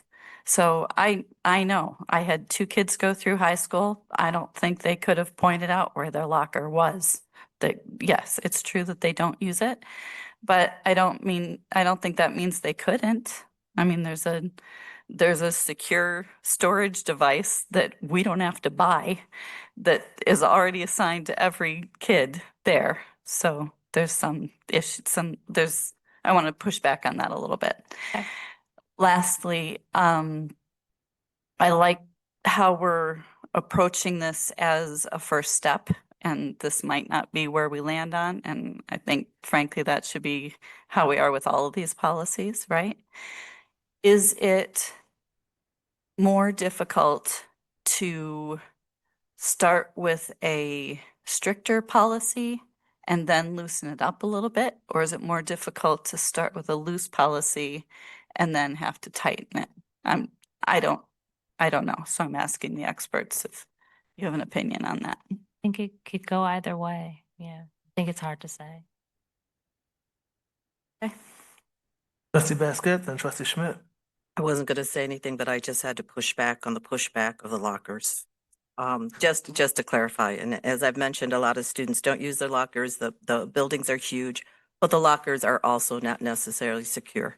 My locker was burned. My locker, I lost everything in my locker, including the new coat that I spent how many hours working for, including all of my notes and everything, the whole semester's work in a locker that someone decided to vandalize. No fault of mine, okay, but I paid the price. These cell phones are expensive. Whether, some are thousands of dollars, because nobody wants a $10 phone, if that's such. So, I mean, again, I just want to encourage us, let's vote on this. let's evaluate if things happened. We have committees, we have, administrators to give us feedback as well as our students. And again, thank you, Alexander, for your comments and for the work that you did. But trustees, it's time to vote and move on. We have other work to do. It's not just the cell phone policies. Skip Trustee Norton, I'm sorry. Oh, I'm sorry. No, it's okay. Thank you, President Feaster. So I'm sensitive to the fact, pardon me, that the only part that we are actually being asked to vote on is the 2-paragraph policy at the beginning of this document, which is extremely flexible, shall we say, and allows a lot of leeway for interpretation. So given that, I was just going to offer some strong suggestions. And I've said this to other people before. First of all, the idea of reevaluating on a regular basis is very valuable, and it's something that I think it would be good to make standard practice across a lot of different areas in the district. Secondly, I, having had a child who had teachers have to tell her repeatedly to put her phone away, I know that it's kind of an issue. And that's why I think that making sure that when you implement these regulations, that there is sufficient training and conversation at the building level to make sure, first of all, that all the instructional staff, the student-facing staff, are actually agreed on how they're going to implement it and to make sure that it is implemented uniformly. And secondly, that the building leadership will have the backs of the teachers and the other instructional staff to support them when they're having to do this. And even though there might be accusations of bias one way or another, and if that's not the case, then people, teachers, classroom teachers and others shouldn't be afraid of implementing the policy for fear of running into that. But that depends, of course, on the groundwork laying and how it's going to be enforced. And the last thing I was going to say is that in your regulations and Section 9 consequences, I think you've already done a lot, but I was going to say that maybe some lessons from the student support advisory team might be useful here in considering some of the language and how we couch the reasons for the policy and how it gets explained to students and so forth. Because I think that the point I think several speakers have made, school is supposed to be serious. You've got somebody up there spending their day trying to offer students a high quality education, and the student's obligation is to actually pay attention and to be part of that process. It's their job. And I think making that sort of an argument or something like that on the front end is maybe better than just saying because we say so, and then how do we do consequences? So I would hope that you would consider that as you finish these draft regulations. Thanks. Trustee Schmidt? So I want to address the zero tolerance concept. Having taught through the years where that was the thing, I don't look at when a student has a phone that they're not supposed to have and you say, I have to take it and put it in the office, and you get to pick it up at the end of the day as a zero tolerance activity. If I would say, I'm going to take that and you're never going to use a phone and blah, blah, blah, and you tie a lot more into that, or you're suspended, or you have detention, or any of those, that can be zero tolerance. But to me, I think that being used in this conversation doesn't fit. Is there a reason? I think what we're trying to accomplish, what I'm hearing from my fellow board members, is we still want kids to have access for some things.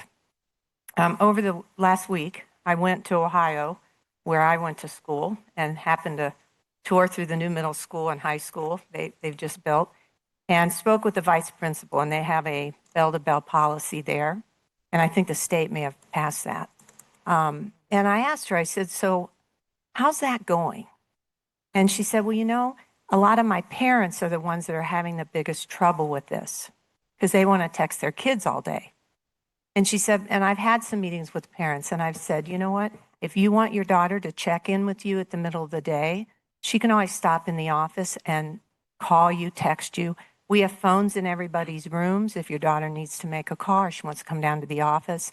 She said, you know, once we put it into place, people figured it out.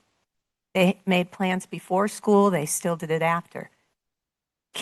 Is it possible that we even look at the idea of still giving kids, just use it at lunch? That way we're not separating from our phones every class period. Because it's like, take it out. Oh, I got to get my fix because that's what it is. I got to get my fix, my dopamine hit. And now when I go, I got to hang it up. I got to put it away. Can't wait to get out of class because I got to open my phone.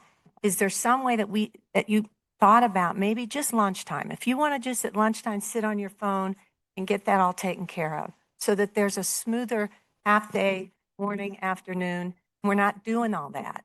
Was that even contemplated? And I'm not talking about lockers. I'm just talking about up and away off your person. And check it at lunch if you really got to get that. But I don't, it would just subtract all that other stuff. And I know the kids are always going to be trying to get the phones out. I'm not silly enough to think, you know. But that just seems to me like a middle ground that allows both, but takes that fight away from the classroom every time they walk in. Vice President Wilkes. Well, Trustee Schmidt, to sort of address that, just, yeah, from my perspective, it seems like if you're going to take a student's phone away during passing period, who was supposed to enforce that? To me, I know you're concerned about teachers having to, you know, carry the burden of trying to enforce certain aspects of this policy, and it just seems as though if students are allowed to if they have to put their phones away during passing period, it seems like that would put the burden on teachers to be out in the hallway even more so, policing, or whatever word you want to use, policing those students as they're walking back and forth to class. I know I had a chance, anecdotal information here, I had a chance to talk to a teacher who actually spoke during public commentary, and it was suggested that we have CAs sort of, you know, watch kids during passing period. And from my understanding, there are only a handful of CAs in each building, and they're doing other things. I mean, they have to like check bathrooms, and, you know, these are things that I learned. So the burden would either fall on teachers, which is what we want to avoid, correct? I mean, that's what I'm hearing. Or it would fall on CAs who have other duties, you know, other responsibilities at this point.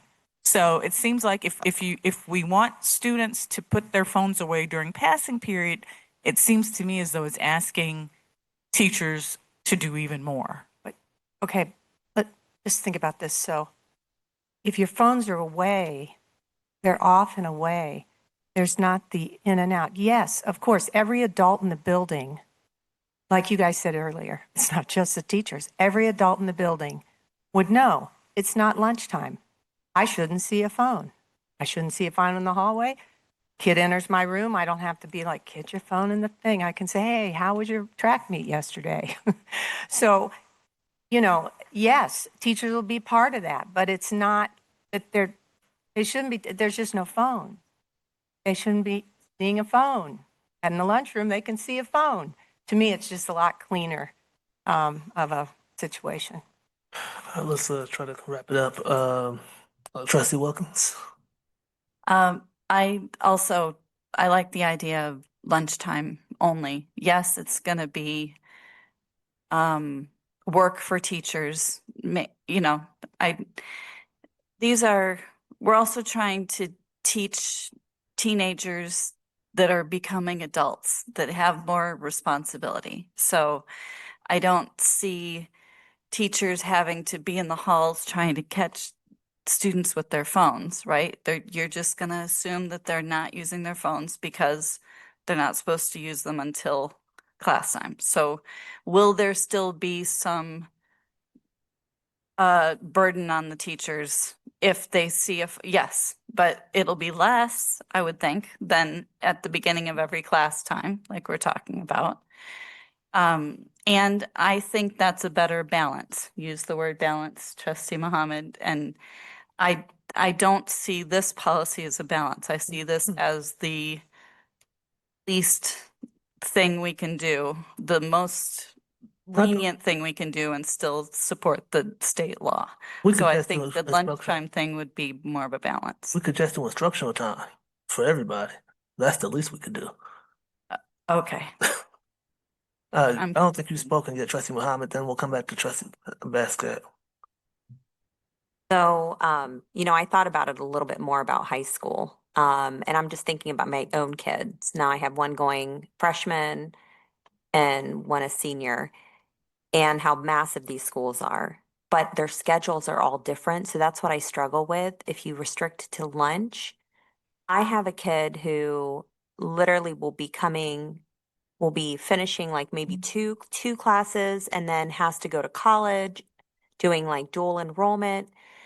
So that's like what I struggle with is like, we're going to have like, there's going to be kids with their phones to check like what the schedule, did anything change? Did they get an email from their professor? And now you have the burden on the teachers or the principal who sees that phone and says, why are you have it on?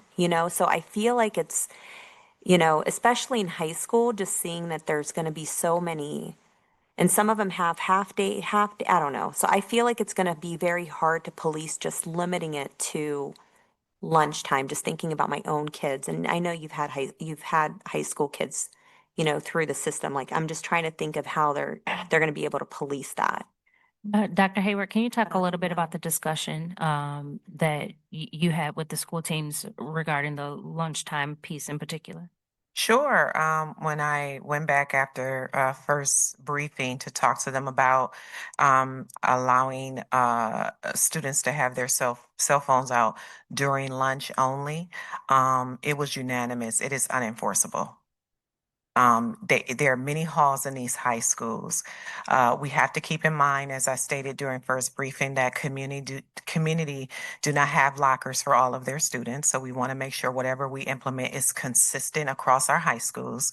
Community freshmen and sophomores have lockers. They don't have enough for all of their students. So seniors do not have lockers, and juniors can have a locker if they ask. And most juniors do not request a locker.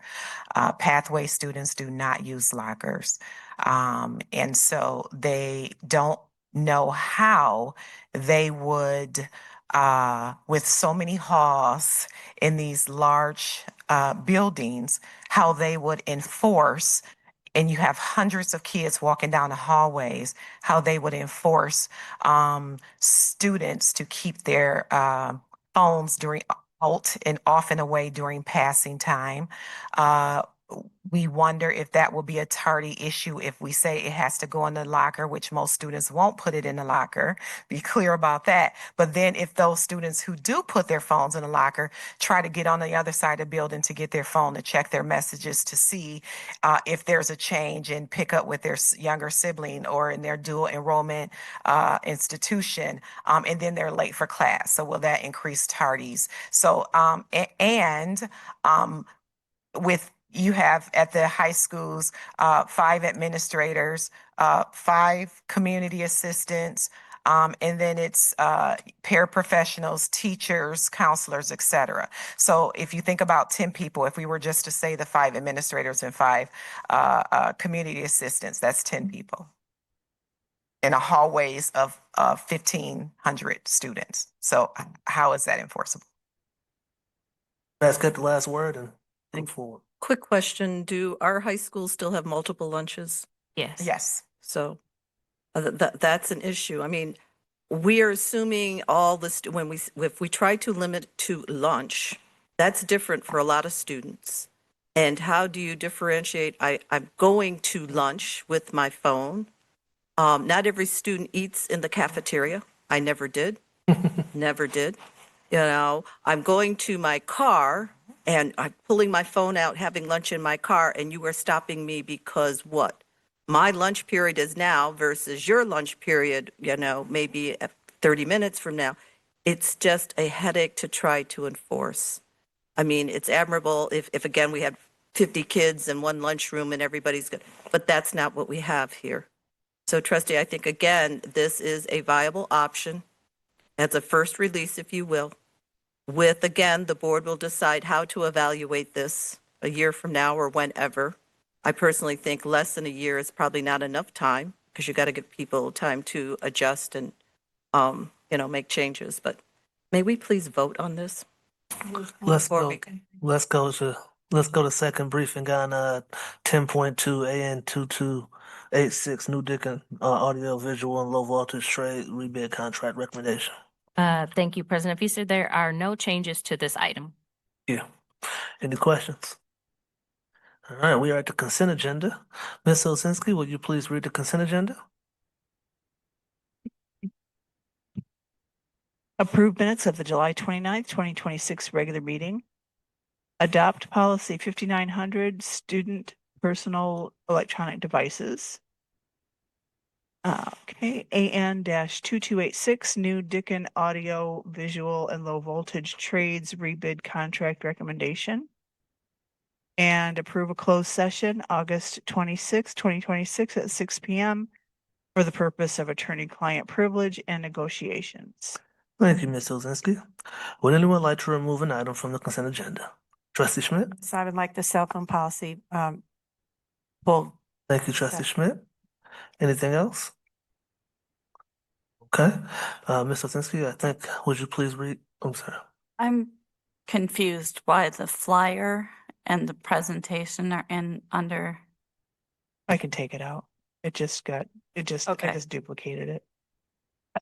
I just duplicated the entire item. Okay. Vice President Wilks? So do we need to vote on whether or not we agree removing it No, from the just, consent it just agenda? comes out. If anyone wants it to come out, it automatically comes out. And then we'll We address vote it separately. after the consent. Okay, I got you. So, I got Ms. Osinski, would you please, we just need a motion for the sorry. consent Thank you. agenda. So Minus the policy. So, Uh, Vice President Wilks, moved to accept the consent agenda without the cell phone policy. Is there a second? Second. Trustee Muhammad supported it. Any discussion? Seeing none, Ms. Osinski, please. Okay, Trustee Basket? Yes. President Feaster? Yes. Trustee Muhammad? Yes. Trustee Norton? Yes. Trustee Schmidt? Yes. Trustee Wilkins? Yes. Vice President Wilks? Yes. Motion carries. Thank you. That leaves us with policy 5900. Is there a motion? Cell phone policy. So moved. Moved by Trustee Basket, supported by Trustee Muhammad. Any discussion? I saw Trustee Wilkins' hand first. Two things. First of all, there was something about we're only voting on the policy part and not the procedure part, or All the stuff that, with it. The Brochure. The flyer. the and flyer everything. and all that, that's not a part Okay. of, yeah. but the policy, Right, all the just- words in the Oh, policy, yeah. we are voting on. Okay, That's all in the draft. all right. A document that is 5 pages long. All right, so I had a question about the middle school policy. Devices may be used outside the building before the first bell and after dismissal to arrange transportation. Too late. That's my problem. Go ahead, I'm sorry. I just think the words to arrange transportation, I wondered why that's in there. Like, it doesn't seem to After be, dismissal, you're saying that it doesn't matter why. right. Yeah, They it's can do just- before the bell, they can do Yeah, after the it, bell. You just- yeah, it's after dismissal, after the bell rings. So Okay, you want to have that striked? if we can. We You can do said whatever it you was- want to do. Well, I said it was too late, so I wasn't sure. No, No, it's too late. it's too late to Transferred. take. Oh, That was my problem. Yes, that too. Very good. Thank you for clarifying that, Trustee Um, Muhammad. And I'm gonna do a push for, well, stored in lockers or backpacks. So is that going to be the student's choice? Yes, yes. According to the policy as it's written, it's up to the student. Okay. Um, I think I have to ask you, Vice President Wilkes, who moved for it, do you accept her? You're not, the board does not approve the The regulations. regs. Oh, okay. Yeah, that- So you're making suggested, you're- those- improvements to the regulations, which really shouldn't be part of this discussion. Yeah, the regular. Because you're just voting on the Yeah, policy it- language. So the Okay. regulations are That's back to my administrative. My first statement. I'm looking at policy 5900. Yeah, the first page, the two paragraphs there. Yes, Yeah. ma'am. So that's the Two policy. paragraphs. Okay. Yes. So just the first page, Mhm. not one The through five. regulations are all the administrative pieces that are I'm looking at operational. the wrong thing. I believe the regulations and everything after it was presented because there were a lot of questions. And to First two help. the paragraphs don't say anything about bell to bell or passing time or anything. That's If correct. these are the first. This is just the policy.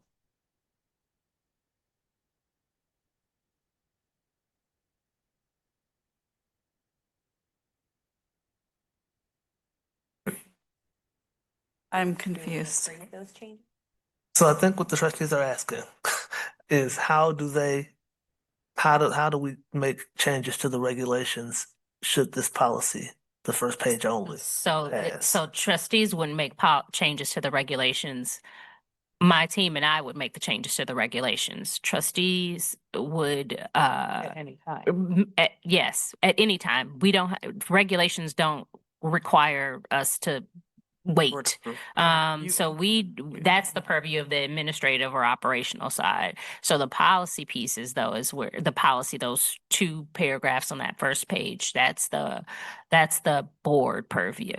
So the two paragraphs, we recognize that that personal devices can support communication. At the same time, excessive or inappropriate use during the school day can interfere with instruction. Are you reading it? And then there's a purpose of the policy is to establish clear expectations. Neither of those two paragraphs say anything about bell to bell or, so what are we voting on? I'm sorry, I don't understand. That's a great question. If indeed what we're looking at here is mirroring what the state said, then we could list in here as listed on whatever the number is of the state law, because it's what the state law says. Because that's what you're going for. But you got to have something here, because otherwise it doesn't. You're exactly right. Is it up to the board or not, whether it's bell to bell or something else? I'm confused. I don't know. Yeah. Because the draft Go ahead. isn't My, bell to bell. my impression is that the administration would like to consult with us and would like us to be on board, but that technically they do not require our approval to set the regulations. Is that an accurate statement? Yes. Yeah, I mean, we certainly want the board's input and feedback on the most enforceable and best policy, and wouldn't kind of just unilaterally make it what we wanted it to be without the board's input. So just to summarize it, Yes. the business of the board is to pass policy. It's the business of the administration to administer those policies, and the administration does it through administrative regulations. And they're sitting here listening to these comments. So when the administration drafts the regulations, I'm sure that they'll take that into consideration. But you don't want to get into the position of having the board get into regulations. That's the business of administration under the school code. Okay. Vice President Wilkes? Yes, I'm sorry. Were you going to say something? Go. Okay. So, I'm not really sure where this fits into the discussion, but is there some way for us to put in writing or insert that we would like to revisit this policy, say, in the spring? Just so that it doesn't fall by the wayside. So I know that we said that we're going to see how this policy works going forward. But I think it would be helpful to actually have that, again, a suggestion, that we have some sort of time frame Yeah, that would in go, writing, that would go in the regulations, regulations. Okay, mhm. well, I've put it out there Yeah. and there we are. which Okay. we can certainly do. You could Thank you. also add, in accordance with state law in this policy. I, And state law is instructional time ban, right? I think Okay. we have to do that. So Right now, I'm sorry, I'm a word person. This isn't a policy. my This talks about a policy or a reason for a policy, but there's no policy in those two paragraphs. yeah, my confusion is that, but my confusion is also that if we put by state law, then we're saying it's just instructional time unless the team decides they're going to do something different. Which would be outlined in regulation. Yeah, because state law says you have to meet the minimum, Minimum, but you can go beyond. Yes. Yeah. So, Right. Yeah. But I mean, it is confusing to say by state law if the state law is instructional time. It's the minimum. So should we send this back for a rewording? I mean, it's just confusing. I'm just asking Maybe. so that we can. Trustee Muhammad? All right, Trustee Basket, are you done? No, Oh, I'm sorry. no, that's okay. I mean, we've been at this for 45 minutes. important. And absolutely important, but again, I've asked that we have done all the work before this point, but it sounds like there's still some concerns. Should we send this back to get the proper wording that makes everyone feel comfortable and be done in 10 minutes as opposed to 2 more hours? Just asking the question. If we vote on it now and it fails, it will go back anyway, I assume. So We can try have to that have too. something Probably in not going to. by law. May I? Yeah. I used my AI because we love using AI when we can, right? No. And basically, I mean, we knew this. The law says that you are required to do the instructional time. Because our state is set up with local control, schools can decide to have a more strict thing. So to me, to say something in here about, and Ms. Osinski, like you said, In accordance. in accordance with state law. And so, yes, it's the regulations that would change this, because if indeed it passes as is, and in a year it's revisited and it's like, yeah, we could probably do a whole bell to bell. That won't change. It's still in accordance with state law, but the regulations would change. So I think that's an easy thing to change so that we can still move this.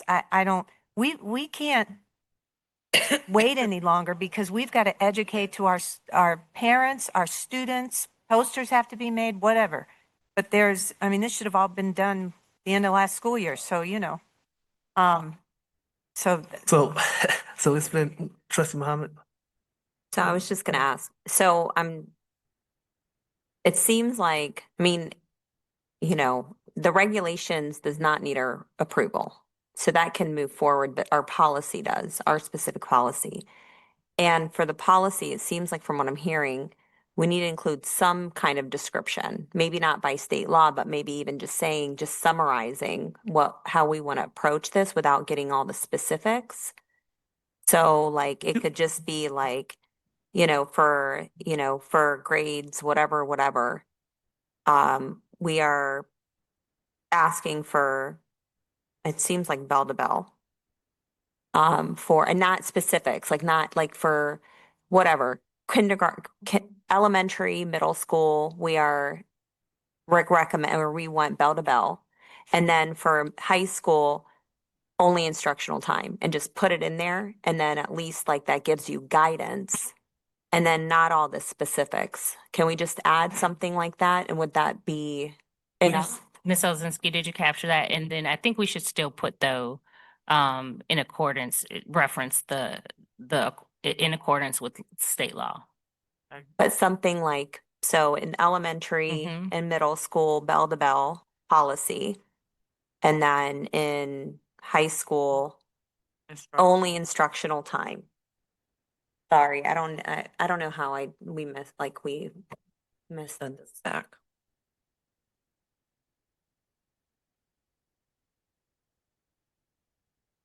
I mean, would that, or do we have to take it back to committee? So we say something like, in accordance with state law, the Ann Arbor Public Schools prohibits the use of personal devices during instructional time in class or something like that. That's for high school. For So high, just for for high high school, and then for elementary and middle school would be bell to bell bell, to bell. right? Isn't that, I'm Okay. trying to summarize what we have it without getting into the weeds of how we would implement it. I don't think parents, I think what it really comes down to is what are the regulations? What are the rules? That's what we're sending out to parents and kids and everything. That the policy just make it what it is, and you can change your regulations, because that's really that's where it all happens, is what are the rules? So I guess I'm going to ask the Make it people clean. who are going to support this. In order to support this, you want to add all those specifics, or is in accordance with state law specific? I would include just so that there's guidance to, because right now, if you just say in accordance to state law, how you'd interpret it is pretty much only an instructional time. And what us as a board seems like I mean, again, we haven't voted on it, but what I would like to see is some clarity, like maybe again, but it could be like a few words. You know what I mean? So that gives the direction for the administrators to set the policy based on the will of the board. Yeah, and I don't know. I guess the question is it necessary in order for this to be an adopted policy once we vote, assuming we approve it, is it necessary? So I think that's a great idea, but obviously we have a motion on the table. It's been moved by Trustee Basket, supported by Trustee Muhammad. We could do a vote now and see where we stand and go from there, or we can try to tinker with it now. What is your preference? Just to answer if it's necessary, Yeah. we're guiding, from what I'm seeing, examples of other cell phone policies. So it's better to be a little bit more specific so that it doesn't, if there's like a brand new board, I'm just saying, then it can be really changed based on how we set the policy. It's the administrative part is based on what we are approving as policy. So I would recommend maybe including just again, generally what we're supporting here, and then leave it to the administrators to actually like implement what we're hoping to accomplish from this policy. So then again, why do we need to specifically say bell to bell? We haven't even been using that terminology throughout this entire discussion. So I guess I'm not really sure. I mean, So off and away all day or something, or do So I am not if- a fan of wordsmithing applications. So if you look at the addition, you may have to refresh if you have it up on your screen. Does the addition meet I'm sorry. where the are- need?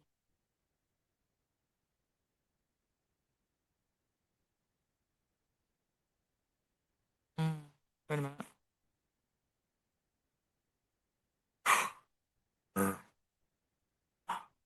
Whatever that means.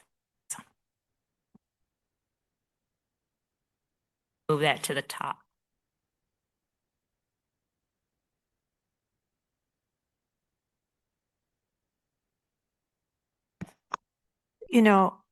There has been a very vocal group from our community, which I want to compliment them on, I think, doing a really great job of trying to educate this board and people on our staff about what's happening nationally.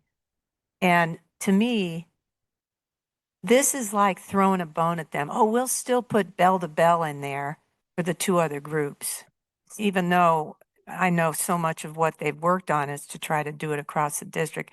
I don't know. It just seems like, Trustee, that's not fair. well, I'm No, sorry. that That's is how it's feeling. That is not Whatever. fair. It's not what you can call No, it like. no, call it whatever. I mean, we talk about wanting community input. We talk about getting student feedback, blah, Right. blah, blah, blah, blah, blah. And then you say we're just throwing them a bone? That's disrespectful to us as well as to them. So, I mean, I understand you're passionate about this position, trustee, and I respect that.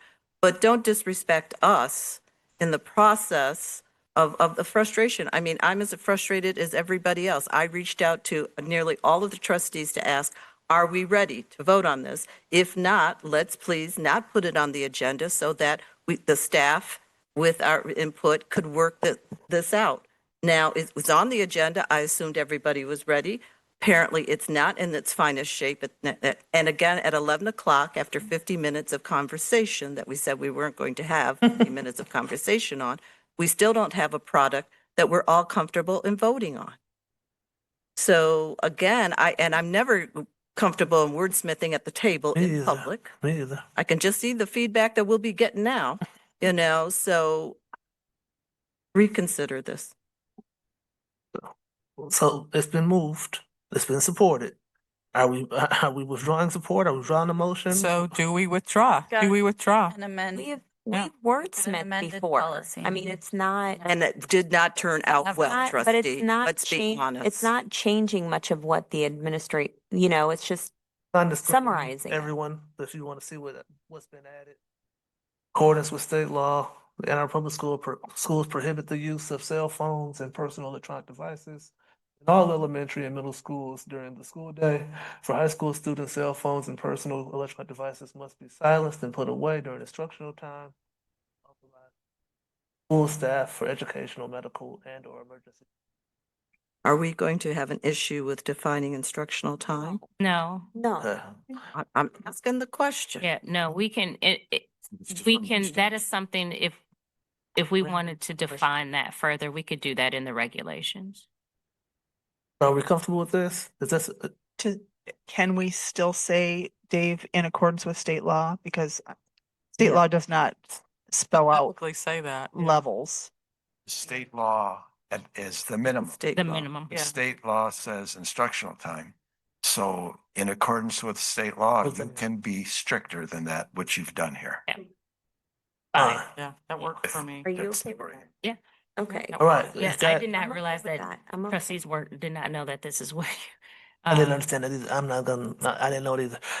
When we talked about it in committee, I thought there was a clear understanding of that this was So, the difference between policy and So regulation. the superintendent is okay with this? Yes. Mhm. It's not so it's okay. been moved. It's been supported. It's been Okay, who moved it? Who moved? moved by trustee Basket. It was supported by trustee Muhammad. Do you all still move and support it given the changes? Well, now do we have to make another motion because it's been amended, right? Okay, well, Or the, will you accept the I friendly would support amendment? this as amended. All right, trustee Trustee- Basket has accepted the friendly amendment to the motion. Any other discussions, trustees? All right, seeing none, let's have a vote. Hey, trustee Basket, Yes. President Feaster, No. trustee Muhammad, Yes. trustee Norton, Yes. trustee Schmidt. No. Trustee Wilkins, No. Vice President Wilks. yes. We have a policy. Motion carries. All right, thank you. So now we're down to board action. Sorry. All right, there's nothing on the board action. Now we're at item for agenda planning. Trustee, are there any item for agenda planning? Just a clarification. Yes, trustee Baskin. Are we, and again, Vice President Wilks, I know this is in your purview and you've been trying to get dates. Are we still hoping to have a retreat before school starts? Well, actually, no. I know we suggested September, and I think that's the date that would actually work best for me, and I think for all of us. So Superintendent Parks, we can talk, but I know, I don't need a we- date. I'm sorry. I didn't mean to start controversy. I just wanted. but we mentioned a date in September, and I think that would be best. I initially said, let's try to do this before school starts, but I don't think that's realistic.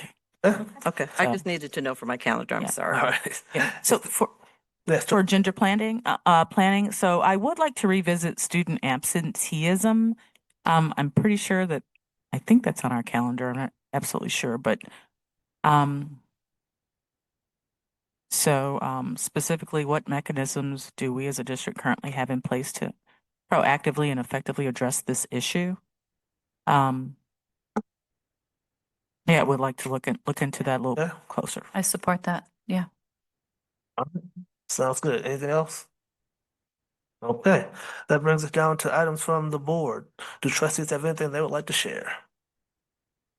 Seeing none. I do. Oh, I do. sorry, Vice President Wilk. I'm sorry. I'm slow here. Shoot. No problem. Computer's acting up now. I think this is, wait a minute. Okay, you know what? I can't call it up, so we'll just call it a day. All right. I think I can remember off the top real quick. So Trustee Wilkins and I had a chance to go to Summer Institute, sponsored by the Michigan Association of School Boards.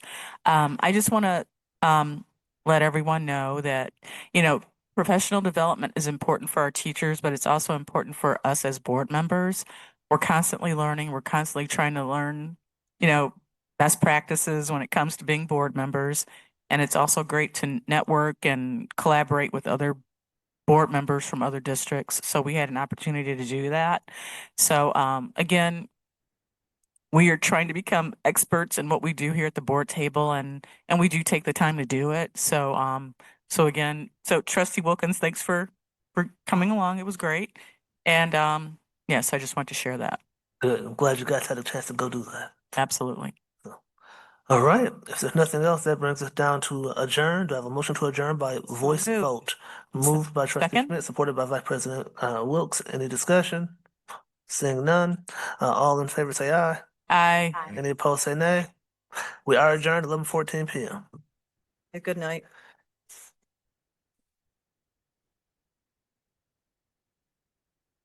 Recording.